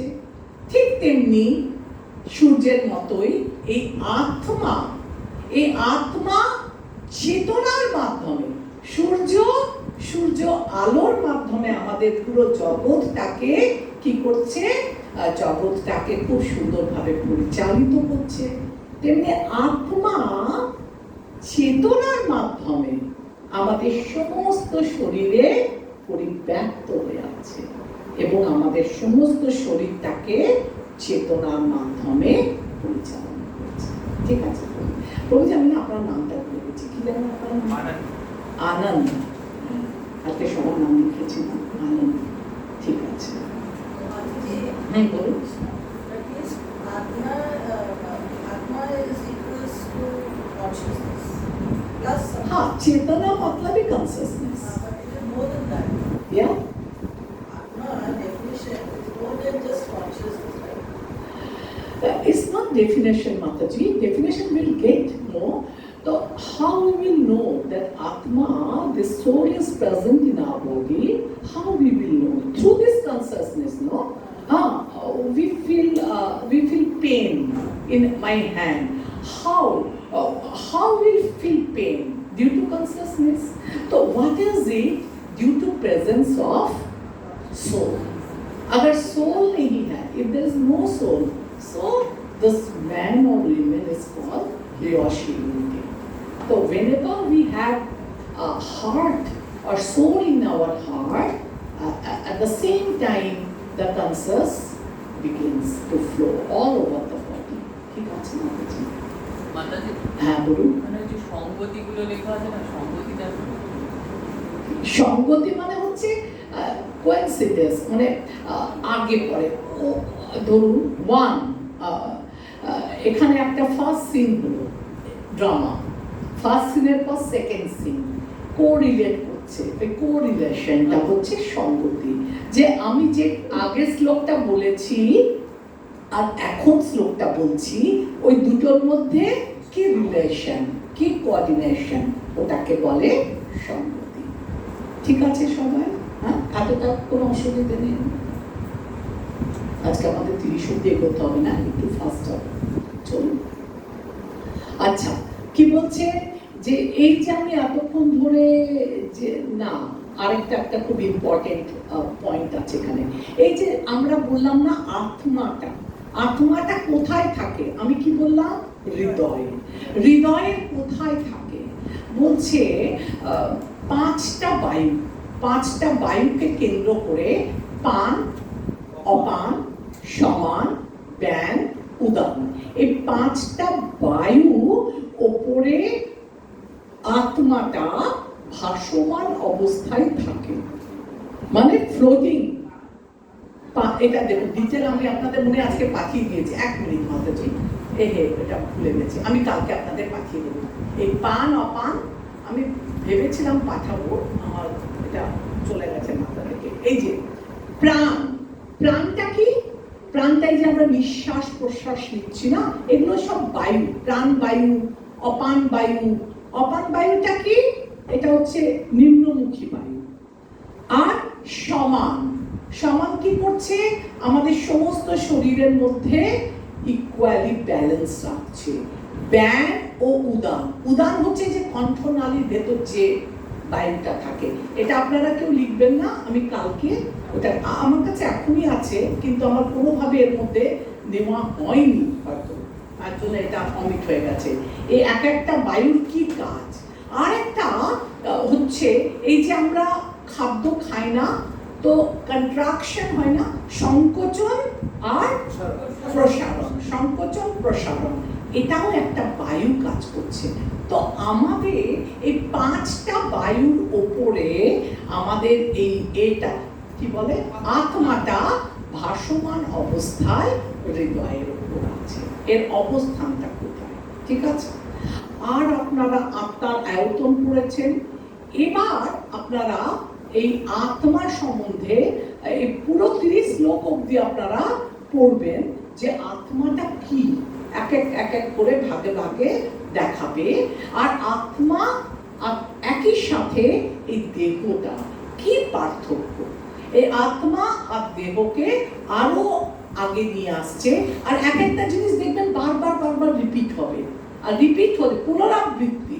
এটা কেন না কি ওই সব পয়েন্টগুলোতে স্ট্রেস দিচ্ছে। যেমন এটা দেখুন, অন্তবন্ত ইমে দেহা নিত্য শক্তা শরীরিণাম অনাশীন অপ্রময়স্য তস্মাৎ যুদ্ধস্য ভারত। অবিনাশী, অপরিমেয় ও শাশ্বত আত্মার জড় দেহ নিঃসন্দেহে বিনাশী। অতএব হে ভারত, তুমি শাস্ত্র বিধিত স্বধর্ম পরিত্যাগ না করে যুদ্ধ করো। এই যে আমাদের শরীরটা, এটা এটা ধ্বংস হয়ে যাবে মৃত্যুর পর, তাই তুমি কি করো? তুমি যুদ্ধ করো। তোমার স্বধর্ম কি? অর্জুনের স্বধর্ম হচ্ছে ক্ষত্রিয়, তাই তুমি অন্য কথা চিন্তা না করে স্বধর্ম পালন করো, যুদ্ধ করো। জঙ্গেনং বিত্তি হন্তানাং যশ্চৈনং মন্নাতে হতাম উভতো না বিজানিতো নায়ং হন্তি না হন্নতে। অনুবাদ: যিনি জীবাত্মাকে হন্তা বলে মনে করেন কিংবা যিনি একে নিহত বলে ভাবেন, তারা উভয়ই আত্মার প্রকৃত স্বরূপ জানেন না। কারণ আত্মা কাউকে হত্যা করেন না এবং কারো দ্বারাও নিহত হয় না। কেন হয় না, এটা আমরা পরবর্তী শ্লোকে দেখব। আচ্ছা, এখানে আত্মার অমরত্ব বলেছে, আর অর্জুন ধর্ম পালনের হত্যা করছে। অর্জুন কি করছে? ক্ষত্রিয় হয়ে ক্ষত্রিয় ধর্ম পালন করছে না। তাহলে কি হচ্ছে? ধর্ম পালনকে হত্যা করছে। আর আত্মার অমরত্ব, দেহ বিনষ্ট হলো, আত্মা নষ্ট হবে না। 20 নম্বর শ্লোক আত্মা সম্বন্ধে আরো বলছে, ন জায়তে ম্রিয়তে বা কদাচিৎ নায়ং ভূত্বা ভবিতা বা ন ভূয়া অজো নিত্য শাশ্বতঃ পুরাণ না হন্নাতে হন্যমানে শরীরে। বলছে আত্মার কখনো জন্ম হয় না বা মৃত্যু হয় না, অথবা পুনঃ পুনঃ তার উৎপত্তি বা বৃদ্ধি হয় না। তিনি জন্মরহিত, শাশ্বত, নিত্য এবং পুরাতন হলেও চিরনবীন। শরীর নষ্ট হলেও আত্মা কখনো বিনষ্ট হয় না। তার মানে আমরা আত্মার কি কি দেখলাম বৈশিষ্ট্য? যে আত্মা কখনো জন্ম হয় না। কবে, কখন, কোথায়, কিভাবে আত্মা এসছে এটা কেউ বলতে পারে না। আত্মার জন্ম হয় না, আত্মার মৃত্যু হয় না, আত্মার পুনঃ পুনঃ বৃদ্ধি হয় না। আর আত্মার কি হয় না? পুনঃ পুনঃ বৃদ্ধি হয় না। আর তিনি জন্মরহিত, শাশ্বত, নিত্য, পুরাতন হলেও চিরনবীন। কেন বলে? দেখবেন বার্ধক্যে এসেও আমরা কি করি? এই যে আমাদের আত্মাটা, এর মধ্যেও ছেলে মানুষই আছে। আত্মাটা পুরাতন হয় না। ছোট বয়সে, বড় বয়সে কিছু ধর্ম আছে, তাই আমরা কখনো কখনো কি করি? বয়স হয়ে গেছে কিন্তু আত্মা কিন্তু পুরাতন হলেও চিরনবীন থাকে। আর আমরা এখানে এই শ্লোকে আপনারা দেখবেন যে আত্মার কোনো 6 প্রকার পরিবর্তন হয় না। আত্মাকে এই জন্য বলা হয় কুটস্থ। আত্মা জড়গ্রস্ত হয় না, বৃদ্ধ হয় না, যৌবনের উদ্যমতা আত্মার মধ্যে থেকে যায় বয়স হলে। কিন্তু শরীরের 6টা পরিবর্তন হয়, আপনারা পড়েছেন। 6টা পরিবর্তন কি কি? এটা আপনাদের ক্লোজ বইয়ে আছে, বলে যান। প্রথমে জন্ম হলো, তারপর বৃদ্ধি, তারপর স্থিতি, তারপর বংশবৃদ্ধি, তারপর মৃত্যু। 6টা পরিবর্তন দেহে কি কি হয় এটা ক্লোজ বইয়ে আছে, প্লেন এইগুলো পরপর লিখে দেবেন। আচ্ছা, তো আমরা কি দেখলাম? এটা সেরকম কিছু আলোচনা নয়, আমি একটু আগে যাই। এটা প্রলয়ের ব্যাপার আপনাদের বলার দরকার নেই। 21 নম্বর শ্লোক দেখুন, বেদা বিনাশিনাং নিত্যাং জয়িনাং অজমব্যয়াম কথং স পুরুষ পার্থ কং ঘাতয়তি আস্তিকাম। হে পার্থ, যিনি এই আত্মাকে অবিনাশী, শাশ্বত, জন্মরহিত ও অক্ষয় বলে জানেন, তিনি কিভাবে কাউকে হত্যা করতে বা হত্যা করাতে পারবেন। এই শব্দগুলো আপনারা কিন্তু আগে আগে আগে সব শ্লোকে বারবার পাচ্ছেন। কেন? এইগুলোকে মাথায় আপনারা ঢুকিয়ে নিন। এগুলো হচ্ছে আত্মার বৈশিষ্ট্য। যেমন দেখুন সঙ্গতি যে বলছে যে একটা আত্মা, আত্মা হন্তা নয়, সেটি বলেছেন আত্মার স্বরূপ সম্বন্ধে জ্ঞাত হয়ে আত্মা কি করছে, কিভাবে একটা আত্মা হত্যাকারী হতে হবে এর খুব সুন্দর উদাহরণ দিয়েছে। কি উদাহরণ?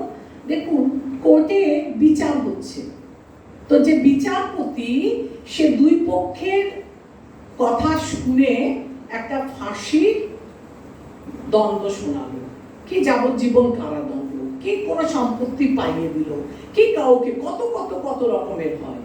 এতে বিচারপতির কোনো কি থাকে না, কোনো স্বার্থ নেই। সে শুনে যেমন বুঝছে সেরকম, বা কাউকে একটা ফাঁসি করো। আর একটা খুব ভালো উদাহরণ, একটা ডাক্তার অপারেশন করছে।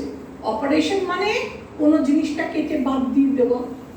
এটা দেখতে মনে হচ্ছে যে একটা মানুষের একটা অঙ্গ কেটে বাদ দিয়ে দিচ্ছে, কিন্তু পরিণামে মানুষটা বেঁচে গেল। তাই আমাদের কি করতে হবে, যে হিংসা, যে যুদ্ধ হিংসা, এগুলো পুঙ্খানুপুঙ্খভাবে দেখতে হবে যে আমাদের কি হিংসা প্রয়োজনীয়তা আছে, কখন আমরা হিংসা করব, কখন আমরা হিংসা করব না, আর কখন আমরা এগুলোর দ্বারা প্রভাবিত হব না।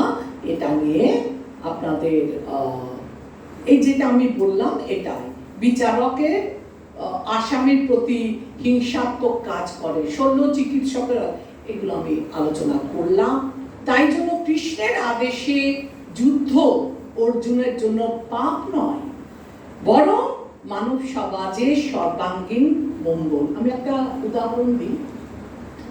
দেখুন আপনি বর্ডারে আছেন, ঠিক আছে, ভারতীয় সেনায় যোগ দিয়েছেন, যুদ্ধ হচ্ছে ভারতের সাথে, তো ভারত পাকিস্তান যুদ্ধ হচ্ছে। এবার আপনাকে অর্ডার দেওয়া হলো ফাইট, তো আপনি তখন গুলি করে অনেক লোককে মেরে ফেললেন। এই যে আপনি হত্যা করলেন, এটার জন্য আপনাকে গভর্নমেন্ট ফাঁসি দেবে না, আপনি আপনার কর্তব্য কর্ম করলেন। সেই লোকটাই গরমের ছুটিতে বাড়ি ফিরে এলো, আর চায়ের দোকানে বা পানের দোকানে গিয়ে দুটো লোকের সঙ্গে বচসা করতে করতে গুলি করে দিল। তো তাহলে সে এইখানে তাকে কি হলো, সে পানিশেবল, কারণ কি এ মার্ডারার হলো। ওইখানে সে মার্ডারার নয়, সে যুদ্ধ করছে দেশের হয়ে। তেমনি কখন আমাদের যুদ্ধ করা উচিত, কখন আমাদের যুদ্ধ করা উচিত না, গভর্নমেন্ট যখন আপনাকে ঘোষণা করছে যুদ্ধে, যদি ভগবান আমাদের নির্দেশ দেয় এখানে হবে, কৃষ্ণের আদেশে অর্জুন যুদ্ধ করবে, তখন আমরা কোনটা ন্যায় কোনটা অন্যায়, তখন যদি আমরা করুণা করতে বসি, যদি আমরা স্বধর্ম দেখাই, সেটা ঠিক না। কারণ কি, দেখুন এরা কিন্তু কেউ মারা যাচ্ছে না, এদের আত্মা জীবিত থাকছে। এটাকে খুব সুন্দর তুলনা করেছে কেমন করে, বাসাংশী জীর্ণানি যথা বিহায়, এটা সুর করে বলে, বাসাংশী জীর্ণানি যথা বিহায় নবানি গৃহ্ণাতি নরহরাণি তথা শরীরাণি বিহায় জীর্ণানা নানি সংজাতি নবানি দেহি। মানুষ যেমন জীর্ণ বস্ত্র পরিত্যাগ করে নতুন বস্ত্র পরিধান করে, দেহীও তেমনি জীর্ণ শরীর ত্যাগ করে নতুন দেহ ধারণ করে। দেখুন আপনাদের ঘরে যদি কেউ নতুন বস্ত্র আনে বা নতুন বস্ত্র পরিধান যখন করেছে, তখন আপনি পুরনো শাড়িটা নিয়ে, পুরনো আপনার ধুতিটা নিয়ে দুঃখ করবেন না, না, একটা নতুন এসে গেছে, এটাকে আমি ফেলে দেবো, মলিন হয়ে গেছে, পুরানো হয়ে গেছে, অনেকদিন এই ত্যাগ করবো করেও আবার আমাদের আবার একটা আছে না, মাঝে মাঝে দেখবেন ঘরের যে পোশাকগুলো পরি না গরমের সময়, একটু রং উঠে গেছে, গরমের দিন একটু ন্যাতা হয়ে গেল নাইটি, মানে কিন্তু ছাড়তে চায় না, না ধরে রাখতে চায়, আসক্তি যে না না গরমটা আছে কি ভালো লাগছে, কিন্তু না, যে মোমেন্টে আপনি নতুন বস্ত্র পেয়ে গেলেন তখন পুরনো বস্ত্র ত্যাগ করতে আর কোনো খারাপ লাগে না।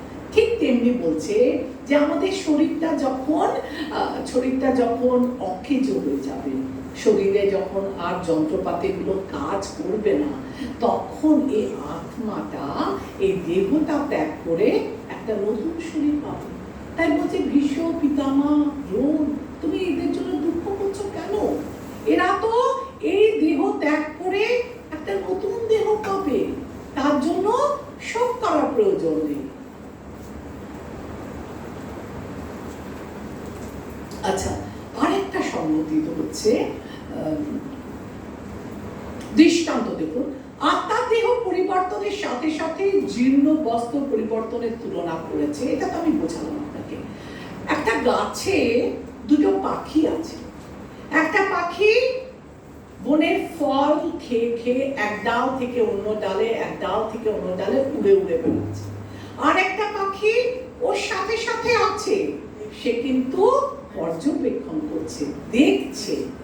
একবার যদি ফলে আহাররত পাখিটা ফিরে তাকায় তখনই সে দেখতে পাবে, আদারওয়াইজ সে দেখতে পাচ্ছে না। তেমনি এই আত্মা আর পরমাত্মা এরা সদা সর্বদা কি করে রয়েছে? পাশাপাশি আছে, সাক্ষী হয়ে। কিসের সাক্ষী? না, এই যে আত্মাটা, এই যে আমরা কাজ করছি, আমরা যে এই আত্মাটা আমাদের শরীরের ভেতর বদ্ধ হয়ে গেছে, এই বন্ধ আত্মাটাকে আমরা কিভাবে পোষণ করব, কিভাবে এই আত্মাটাকে আমাদের দেহ থেকে, আজকে আপনাদের প্রথমে পড়িয়েছি না এই যে একটা অনেকগুলো 12খানা পয়েন্ট, হ্যাঁ, কেন? যে আমরা আমাদের কর্মফলের মাধ্যমে আমরা আমাদের এই আত্মাকে আবার পরবর্তী জীবনে বদ্ধ অবস্থায় পেতে পারি। আবার আমাদের কর্মই এই আত্মাকে মুক্তির স্বাদ দিতে সক্ষম। এবার আত্মার আরেকটা বৈশিষ্ট্য বলছে, কি বলছে? নৈনং ছিদ্যন্তি শাস্ত্রাণি, নৈনং দহতি পাবক, ন চৈনং ক্লেদয়ন্তাপো, ন শোষয়তি ভারত। এটা পরীক্ষায় আছে? নেই। আচ্ছা, আত্মাকে অস্ত্রের দ্বারা কাটা যায় না, আগুনে পোড়ানো যায় না, জলে ভেজানো যায় না, অথবা হাওয়াতে শুকনো করা যায় না। এটা এত ইম্পর্টেন্ট না? তো এই শ্লোকটাকে বারবার দিয়েছে, আপনারা আগেও পাবেন এটা। তাহলে কি দেখছি? নৈনং ছিদ্যন্তি শাস্ত্রাণি, নৈনং দাহতি পাবে। এটা একদম মাথায় রেখে দিন যে এত ক্ষুদ্র কোনো অস্ত্র শস্ত্র দ্বারা একে ছেদন করা যায় না। নৈনং দাহতি পাবক, আগুনও এটাকে পোড়ানো যায় না। আমরা বলি এই যে আগুন বা সূর্যালোক বা সূর্যগোলক, এখানেও অনেক জীবাণু থাকে যারা আগুনের ভেতর থাকে, হ্যাঁ। আর ওখানে আত্মা কি হয় না? ওটা পুড়ে যায় না। একে জলে ভেজানো যায় না, অথবা হাওয়াতেও শুকনো করা যায় না। এই শ্লোকটাকে বারবার বলছে, বিভিন্ন রকমের উপমা দিয়েছে।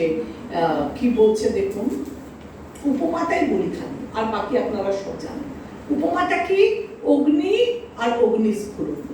অগ্নিটা একটা আগুন, আর অগ্নিস্ফুলিঙ্গটা যতক্ষণ আগুনের ভেতর আছে ওর অস্তিত্ব আছে।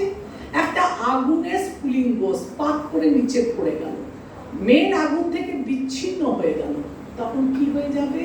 তার গুণগুলো আস্তে আস্তে নিষ্ক্রিয় হয়ে যাবে। তেমনি আমরা ভগবানের বিভিন্ন অংশ। তাই ভগবানের দুটো অংশ আছে, একটা হচ্ছে সাংস, একটা হচ্ছে বিভিন্ন অংশ। সাংসরাকা ভগবানের শরীর থেকে বিভিন্ন অবতাররা, হ্যাঁ, নৃসিংহ, বরাহ, এরা হচ্ছে ভগবানের সাংস প্রকাশ।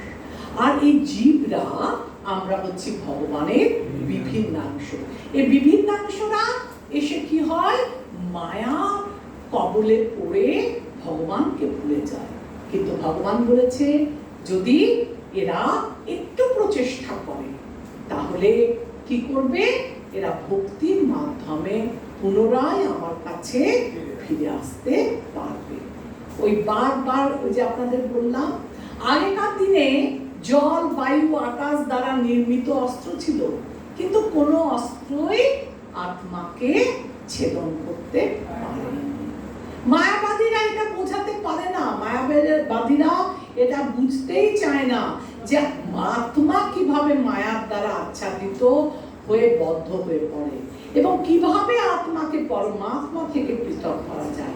পরমাত্মারা, মায়াবাদীরা কি বলে? এরা কোন রকমে আত্মা হয়েছে, কিন্তু এদের কোনো পৃথক অস্তিত্ব নেই।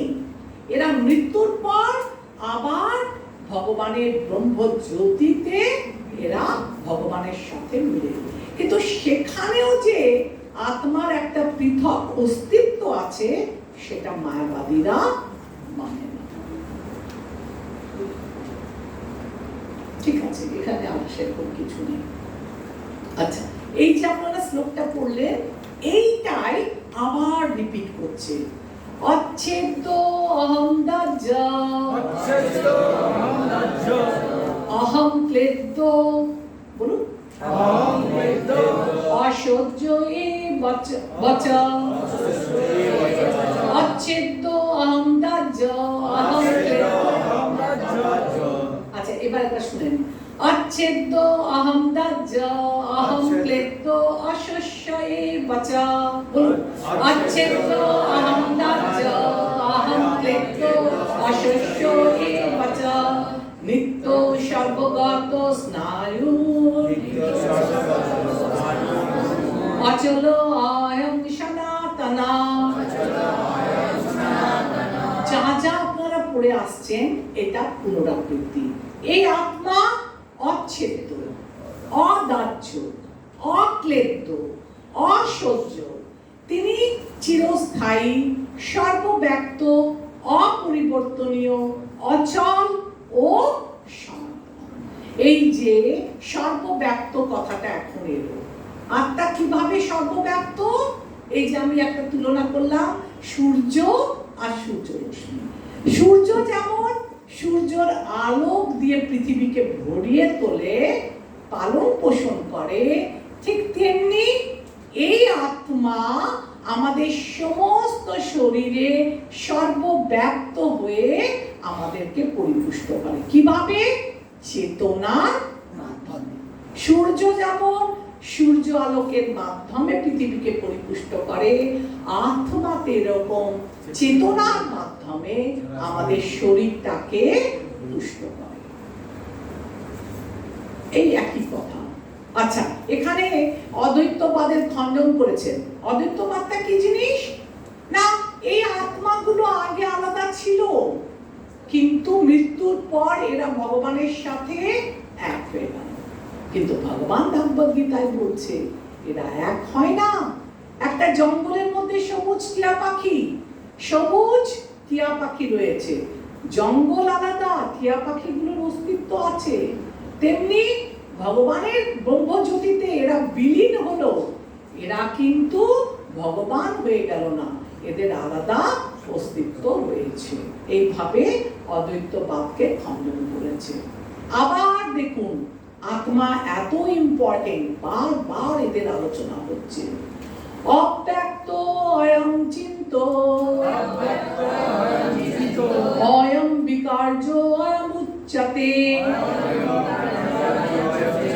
তস্মাদেবং বিদিতৈনা নানুং শোচতি অর্হসি। এই আত্মা অব্যক্ত, অচিন্ত, অবিকারী বলে শাস্ত্রে উক্ত হয়েছে। অতএব এই সনাতন স্বরূপ অবগত হয়ে দেহের জন্য তোমার শোক করা উচিত না। এই যে বললাম যে দেহকে কি করছে? বারবার খণ্ডন করছে। অর্জুন এই 11 থেকে 30 নাম্বার শ্লোকে কি করছে? অর্জুন যে করুণায় আবেশ হয়ে গেছে তাকে বিভিন্ন শ্লোকের মাধ্যমে জানাচ্ছে যে এই করুণা তোমার অনুচিত। এই করুণা তুমি করছো সেটা ঠিক না, কারণ তুমি আসল তত্ত্ব দেহ এবং আত্মার মধ্যে কি ফারাক সেটা তুমি সঠিকভাবে জানো। এই বলে একটার পর একটা শ্লোকে কি করেছে, এই আত্মা সম্বন্ধে বিশ্লেষণ করেছে। আর এই আত্মাটাকে কোনো গবেষণার মাধ্যমে পাওয়া যেতে পারে না। আত্মা কি আমরা কোনো গবেষণার মাধ্যমে এটা আমরা করতে পারবো না। এটাকে আমাদের কিভাবে মেনে নিতে হবে? শ্রুতি প্রমাণ বনাম বৈজ্ঞানিক গবেষণা। শ্রুতি কি? যেটা আমরা শ্রবণের মাধ্যমে জেনে এসেছি। সব কিছু আমরা যদি বলি প্রুফ চাই, বৈজ্ঞানিক গবেষণা চাই, সেটা কিন্তু সম্ভব না। যেমন উচ্চতর কর্তৃপক্ষ, একটা বাচ্চা ছেলে সে তার মায়ের কাছে যদি জানতে চায় যে মা আমার পিতাকে, আমার বাবাকে, সে যদি পুরো পৃথিবীময় বাবাকে খুঁজে বেড়ায় তাহলে কেবল সময়েরই অপচয় হবে। তার থেকে সব থেকে সোজা প্রসেস যে প্রামাণিক সত্য, অথেন্টিক পার্সন, ঠিক আছে, এদের কাছ থেকে যদি আমরা জানি, যেমন একটা পুত্র তার মায়ের কাছ থেকে জানতে পারে তার পিতার পরিচয়, যে তার পিতাকে, তেমনি কিছু প্রামাণিক জিনিস আমাদেরকে ধরে রাখতে হবে। তাদের বেসিসে আমরা কি করতে পারবো।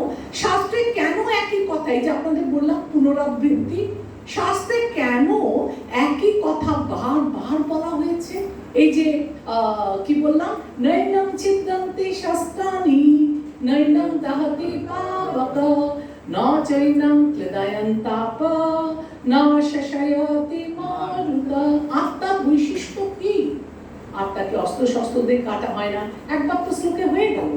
হ্যাঁ, জলে ভেজানো যায় না, আগুনে পোড়ানো যায় না, সব কিছু হয়ে গেল।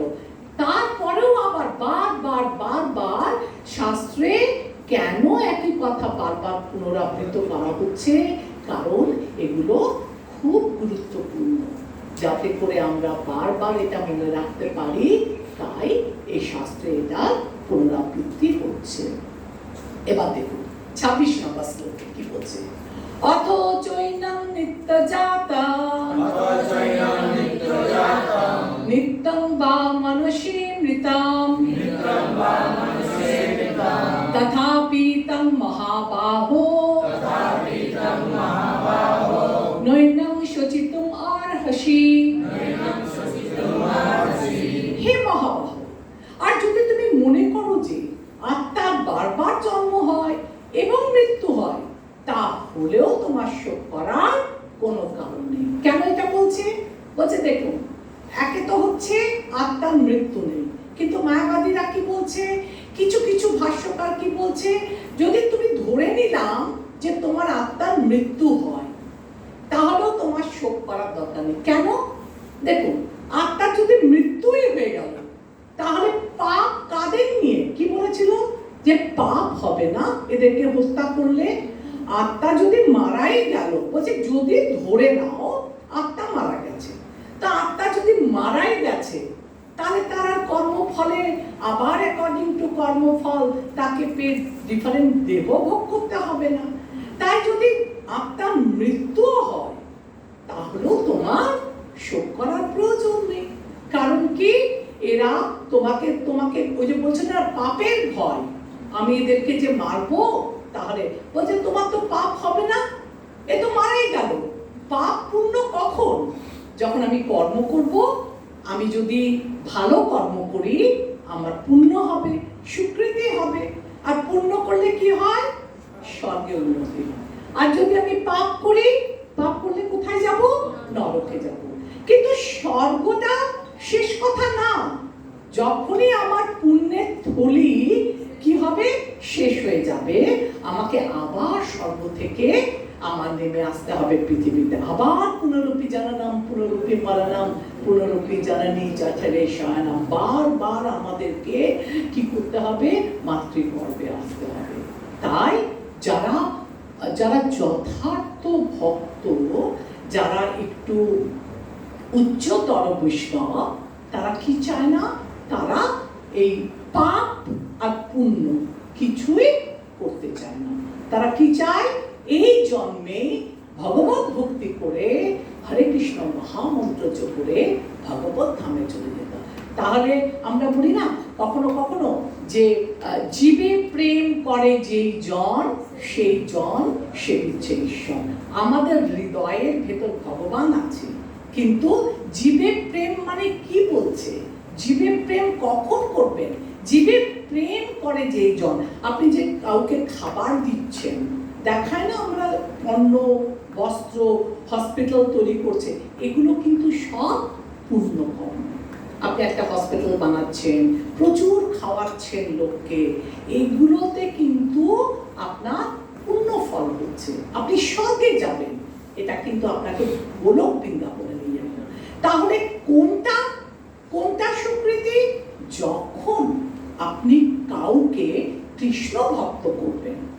তাহলে আপনি যদি উপকার করতে চান কাউকে, তাহলে তাকে আপনাকে কৃষ্ণ ভক্ত করতে হবে। যদি আপনি ক্লাসে নিয়ে আসেন হরে কৃষ্ণ, আমরা সেদিনকে ডিবেট করিয়েছি না যে জলে ডুবে যাচ্ছে লোকটা, ওকে আপনি ক্লাসে নিয়ে আসুন, ওকে আপনি হরে কৃষ্ণ মহামন্ত্র জপ করান এবং ওকে আপনি কৃষ্ণ ভাবনামৃততে যুক্ত করুন, সেটা আপনার যথার্থ উপকার। আপনি খাবার দিয়ে, আপনি হসপিটাল খুলে, আপনি দান ধ্যান করে, এগুলো আপনার পূর্ণ কর্ম হবে। সেটা কোথায় যাবেন আপনি? কিন্তু যথার্থ উপকার তখন হবে যখন আপনি কি করবেন? যখন আপনি তাকে ভগবানের কাছে নিয়ে যাওয়ার জন্য কৃষ্ণ ভাবনামৃততে যোগদান করবেন। আচ্ছা, এটা তো হয়ে গেল। তারপর যে বিভিন্ন রকমের, এটাও আমি আলোচনা করলাম, বৌদ্ধ লোকায়ত বৈভাষিক এরা কি করে? বিভিন্ন রকম মন্তব্য করে যে মৃত্যুর পর আর কিছু হয় না। তাই জন্য এখানে বললো যদি মৃত্যুই হয়ে যায়, তুমি মনে করো আত্মার মৃত্যু হয়েছে, ঠিক আছে, আত্মার মৃত্যু না, কিন্তু এদের কথা শুনে যদি তুমি মৃত্যু মনে করো, তাহলে কিসের পাপের ফল? তোমার তো শোক করা উচিত না। এই আচ্ছা, এবার দেখুন ওই কথাটাকে বাড়িয়েছে না, আমরা একটু এগিয়ে যাই। 27 নাম্বার শ্লোক। জাতস্য হি ধ্রুব মৃত্যু ধ্রুবং জন্ম মৃতস্য চ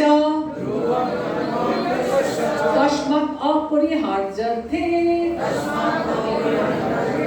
নতং শোচিতুম অর্হসি। যার জন্ম হয়েছে তার মৃত্যু অবশ্যম্ভাবী, এবং যার মৃত্যু হয়েছে তার জন্ম অবশ্যম্ভাবী।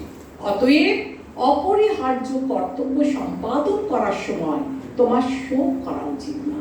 যে তোমার ক্ষত্রিয়, তুমি যুদ্ধ করতে গেছো আর তুমি যুদ্ধ না করে শোক করছো, এটা উচিত না।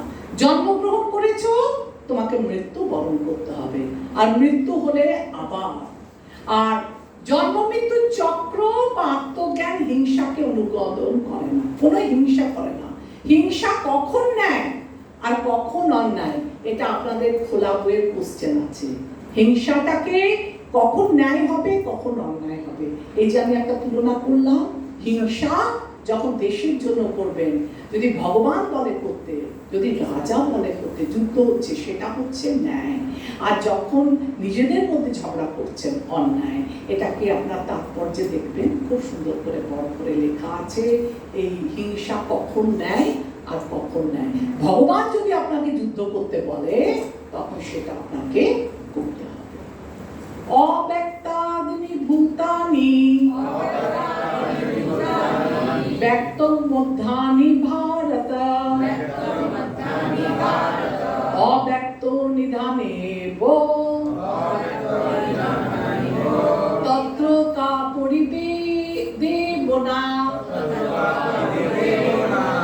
এবার ওইটা, হে ভারত, সমস্ত সৃষ্ট জীব উৎপন্ন হওয়ার আগে অপ্রকাশিত ছিল, তাদের স্থিতিকালে প্রকাশিত থাকে এবং বিনাশের পর আবার অপ্রকাশিত হয়ে যায়।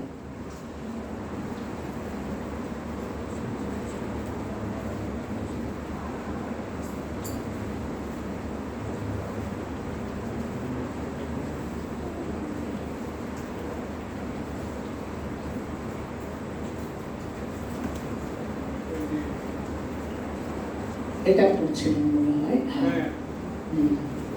হ্যাঁ হ্যাঁ, তো বলছে এই দেখুন একটা বাড়ি, একটা জাগতিক উদাহরণ দিচ্ছি, একটা ঘর, মাটির ঘর বললাম, সে ঘরটা আগে কি ছিল? মাটি, তারপর ঘর তৈরি হলো, আর ঘরের পরে যখন ঘরটা ভেঙে গেল আবার মাটি। তেমনি আমরাও নাট্যমঞ্চ, নাটকে যেমন হয় না, আমরা যে যা পাঠ মুখস্থ করি, মঞ্চে যাই, নাটকটা উপস্থাপন করি, আবার নাটক হয়ে গেলে ফিরে আসি। তাই এই পৃথিবীটাও হচ্ছে অনেকটা রঙ্গমঞ্চের মতো। এখানে এসে আমরা মা বাবা ভাই বোন আত্মীয় স্বজনের সঙ্গে নাটক করি, সময় শেষ হয়ে গেলে যে যার নিজের গন্তব্যস্থলে ফিরে যায়। বলছে হে ভারত, সমস্ত সৃষ্ট জীব উৎপন্ন হওয়ার আগে প্রকাশিত ছিল, তারপর স্থিতিকালে প্রকাশিত থাকে, বিনাশের পর আবার অপ্রকাশিত হয়ে যায়। সুতরাং এর জন্য দুঃখ করার প্রয়োজন নেই। এখানে কি বলছে? আত্মার অস্তিত্বে যারা আত্মাকে স্বীকার করে তাদের কি বলা হয়? আস্তিক। আর শোকের কারণ নেই। কারণ নেই কারণ আত্মা অবিনশ্বর। কেন শোক করছো? তোমার দেহটা পুড়ে ছাই হচ্ছে, কিন্তু তোমার আত্মাটা হচ্ছে কি? অবিনশ্বর। আত্মার অস্তিত্বে যারা বিশ্বাস করে না তাদের কি বলা হয়? নাস্তিক। আর শোকের কোনো কারণ নেই। তার কারণ কি? তাহলে দেখুন, এই যেটা আমি পড়ালাম, এটাকে আমরা একটা ছকে তুলছি। আত্মা গর্ভে প্রবেশের পূর্বে অব্যক্ত ছিল। আমাদের প্রথমে অব্যক্ত আত্মা, তারপর কি হলো? গর্ভে প্রবেশ করলো। আত্মার দেহে অবস্থানকালে যখন আমাদের দেহের মধ্যে আত্মাটা এলো, তখন এটা ব্যক্ত হলো। আবার আত্মার দেহ ত্যাগের পরে আবার, যেমন আমি বললাম মাটি দিয়ে একটা ঘর, আগে মাটি, তারপর ঘর, আবার ভেঙে গেলে আবার মাটি হয়ে গেল। তাহলে আমরা কি দেখলাম? যে আত্মা স্থিতিত্ব অস্তিত্ব স্বীকার করলে তখন শরীরটা বস্ত্রের মতো, স্বপ্নের মতো, আর পোশাক পরিবর্তন করতে বা স্বপ্নের দৃশ্য দেখে কারো শোক করা উচিত না। তাহলে কি বলছে? যে আমরা এই যে দেহ চেঞ্জ করছি না, পোশাক চেঞ্জ করছি, পুরানো পোশাক ত্যাগ করে নতুন, তার জন্য আমাদের দুঃখ হয়। আপনাকে कोई एक नया শাড়ি গিফট কিয়া না, তো কি হবে? ভালো লাগবে না নতুন শাড়ি পরবো? আর পুরনো শাড়ি যেটা আপনি ত্যাগ করতে পারছিলেন না, প্রভুজির একটা ধুতি পুরনো হয়ে গেছে, আপনাকে কেউ নতুন দিল, তখন পুরনোটা ছেঁড়া ধুতিটা ফেলে দিতে কষ্ট হয় না? তেমনি বলছে আমাদের দেহটা যখন মলিন হয়ে যায়, অকেজ হয়ে যায়, তখন আমাদের আত্মাটা এই দেহ ছেড়ে দিয়ে একটা নতুন দেহে প্রবেশ করে। তাই বলছে এটার জন্য শোক করা উচিত না। 29 নাম্বার শ্লোক। আশ্চর্যবৎ পশ্যতি কশ্চিন, আচ্ছা এটাকে একটু সুর করে বলুন। আশ্চর্যবৎ পশ্যতি কশ্চিন দেনাম, একসঙ্গে বলুন, দেনাম আশ্চর্যবৎ বদতি তথৈব চানাম, আশ্চর্যবৎ চৈনম নাস্তি শ্রুতাবেনাম বেদনা চৈব কশ্চিৎ। এটা আপনাদের শ্লোক মুখস্থ আছে? আরেকবার বলুন। নেই? কেউ এই আত্মাকে আশ্চর্যবৎ দর্শন করেন, কেউ আশ্চর্যভাবে বর্ণনা করেন, এবং কেউ আশ্চর্য জ্ঞানে শ্রবণ করেন, আর কেউ শুনেও তা বুঝতে পারেন না। কেমন করে দেখুন, একজন পড়ুন তো এটা। পড়ুন, পড়তে পারছেন না? আমি পড়ব, দেখা যাচ্ছে? পারমাণবিক আত্মা তিনি মাছের শরীরে বা বট গাছের মধ্যে বা ক্ষুদ্র, আচ্ছা ছেড়ে দাও, আমার টাইম বেশি নেই, আমি বলে দিচ্ছি। বলছে আত্মাকে কেউ আশ্চর্যবৎ দর্শন করে। আত্মাটা কতটুকু? আত্মার আয়তন কত? কি মাতাজি? বলছে দেখুন, আশ্চর্যের বিষয় একটা বিশাল তিমি মাছ, আর ওর ভেতর কি আছে, একটা এই ছোট আত্মা এটাকে কন্ট্রোল করছে। কিংবা একটা বিশাল বট গাছ, কিন্তু এই বট গাছের আত্মা কতটুকু, এক ছোট্ট কেশাগ্রে 10,000 ভাগের এক। তো এটা একটা আশ্চর্যের বিষয় না, যে একটা এতটুকু জিনিস কিভাবে পুরো শরীরটাকে কন্ট্রোল করছে, কিভাবে একটা এত বড় তিমি মাছকে। আর মানুষ আত্মতত্ত্ব সম্বন্ধে জানতে আগ্রহী নয়। স্কুল কলেজে কি করে, যে সমস্ত পড়াশুনো হয় সেখানে পারমার্থিক বিদ্যা দেওয়া হয় না, এটাতে তারা ইন্টারেস্টেড না। কিন্তু এর মধ্যে কত রহস্য আছে দেখুন। ভগবান, কেউ যদি কুশল বক্তার কাছে শ্রবণ করে তাও বুঝতে পারে। আচ্ছা, এর মধ্যে খুব ভালো পয়েন্ট আছে দেখুন। কেউ শ্রবণ করতে চাইলে আবার এর কুশল বক্তা পায় না। আপনি জানতে চান আত্মা সম্বন্ধে, কিন্তু আপনাকে বলার মতো লোক নেই। মানে দেখুন, এক তো হচ্ছে প্রথমে কেউ জানতে চায় না, এবার আপনি জানতে চাইছেন কিন্তু ভালো গুরু আপনি পাচ্ছেন না। আবার যদি ভালো গুরু পেলেন, যদি কুশল বক্তা এলো, কিন্তু দেখা গেল যে শ্রবণ করতে কেউ ওখানে ওটা ইন্টারেস্টেড না। অনেক জায়গায় কুশল বক্তা লাভ করলো, শিষ্য দুর্লভ, মানে কেউ এটা শুনতে চাইছে না। অনেকের আত্মা সম্বন্ধে জ্ঞান আছে, কিন্তু তারা আত্মা ও পরমাত্মাকে এক বলে মনে করে। কারা? এই যে আমাদের নাস্তিক, এরা আমাদের বিভিন্ন মায়াবাদীরা মৃত্যুর পর বলছে এরা ভগবান হয়ে যাবে। তো কিভাবে আত্মাকে উপলব্ধি করতে হবে? অনেক তপস্যা পুণ্যের ফলে কেউ ভগবত গীতা শিক্ষা। দেখুন, আমরা কেউ এমনি এমনি এখানে আসেনি। কি বলে, ব্রহ্মাণ্ড ভূমিতে কোন ভাগ্যবান জীব গুরু কৃষ্ণ কৃপায় পায় ভক্তিলতা বীজ। তো আমরা গুরু কৃষ্ণের কৃপায় এই ভক্তিলতা বীজটা আমাদের বিদ্যালয়ের ভেতর রোপণ হয়েছে। তাই বলছে যে বহু তপস্যা ও পুণ্যের ফলে কেউ যদি ভগবত গীতা শিক্ষা অনুযায়ী জীবন যাপন করে, ভগবান শুদ্ধ ভক্তের কৃপা লাভ করে, তাহলে ভগবত তত্ত্ব জ্ঞান লাভ করতে পারে। যিনি আত্মা আর পরমাত্মার সাথে তাদের কি সম্বন্ধ এটা জানতে পারে, সে ব্যক্তি অত্যন্ত বিরল। এই যে আমি যেটা পড়ালাম, আশ্চর্যবাদ কি, আত্মা, ব্যক্তি, ক্রিয়া। দর্শনে, শ্রবণে, বর্ণনে ব্যক্তি কেমন, যিনি তা করতে পারেন। আর ক্রিয়া কি, আশ্চর্য অনুভূতি ঘটে। কেউ দেখেও, কেউ শুনেও বুঝতে পারে না, দেখা তো দূরের কথা। আর কেউ কেউ প্রকৃতভাবে কি বললাম, কতগুলো কাজ বললাম, কেউ ভালো শ্রোতা পায় না, কেউ ভালো বক্তা পায় না, আর কেউ সব কিছু জেনেও আত্মার সম্বন্ধে কোনো কিছু ধারণাও করতে পারে না। তাই কারা আত্মার বিস্ময়কর রহস্য উপলব্ধি করতে পারে না? মানুষের দুর্ভাগ্য অসৎ সঙ্গ। আপনি যদি অসৎ সঙ্গে থাকেন তাহলে এই সমস্ত জ্ঞান আপনি লাভ করবেন না। তাই জন্য কি প্রয়োজন? সাধু সঙ্গ। সাধু সঙ্গ সর্বশাস্ত্রে কয়, লবমাত্র সাধু সঙ্গ। আর এই আত্মজ্ঞান লাভের সহজ উপায় কি? দেখুন, এখানে একটা লাস্টের হচ্ছে, এই আত্মজ্ঞান লাভের সহজ উপায় হচ্ছে সাধু সঙ্গ। গুরু কৃষ্ণের কৃপায় আপনারা কি করবেন?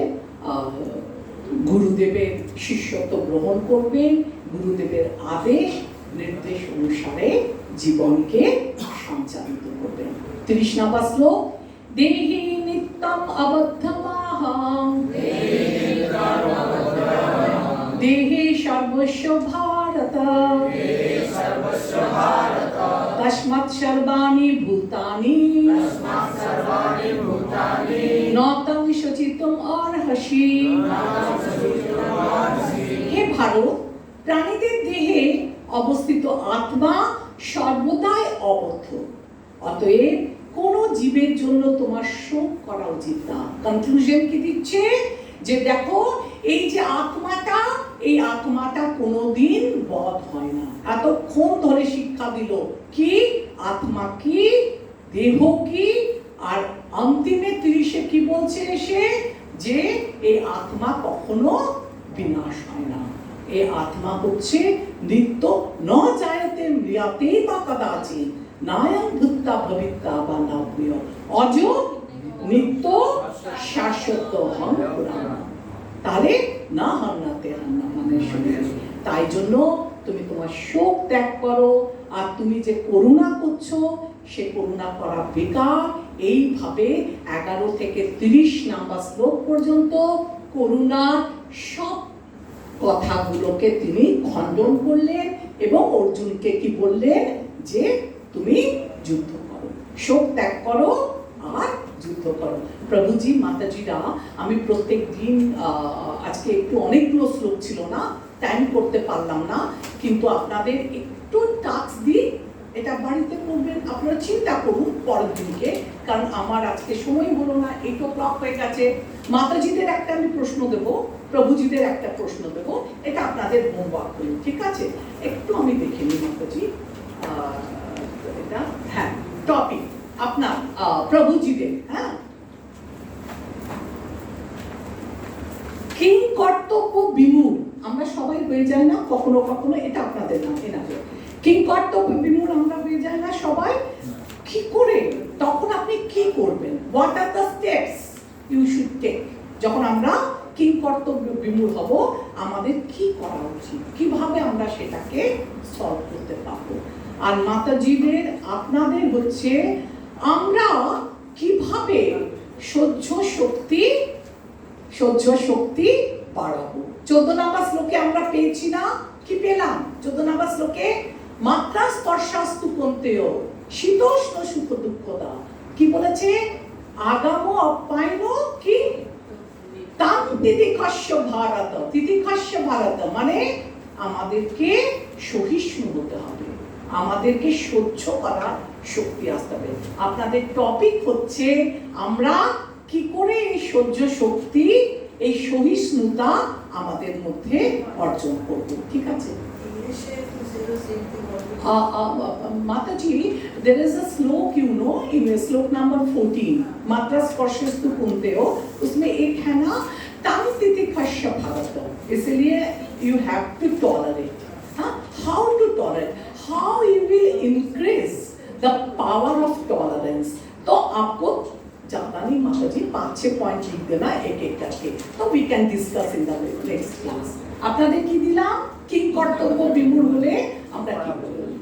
তো ঠিক আছে, হরে কৃষ্ণ কৃষ্ণ কৃষ্ণ হরে হরে, হরে রাম রাম রাম হরে হরে। এখানে রইল আজ অমৃত লহরী, দুহাত তুলিয়া বলো হরে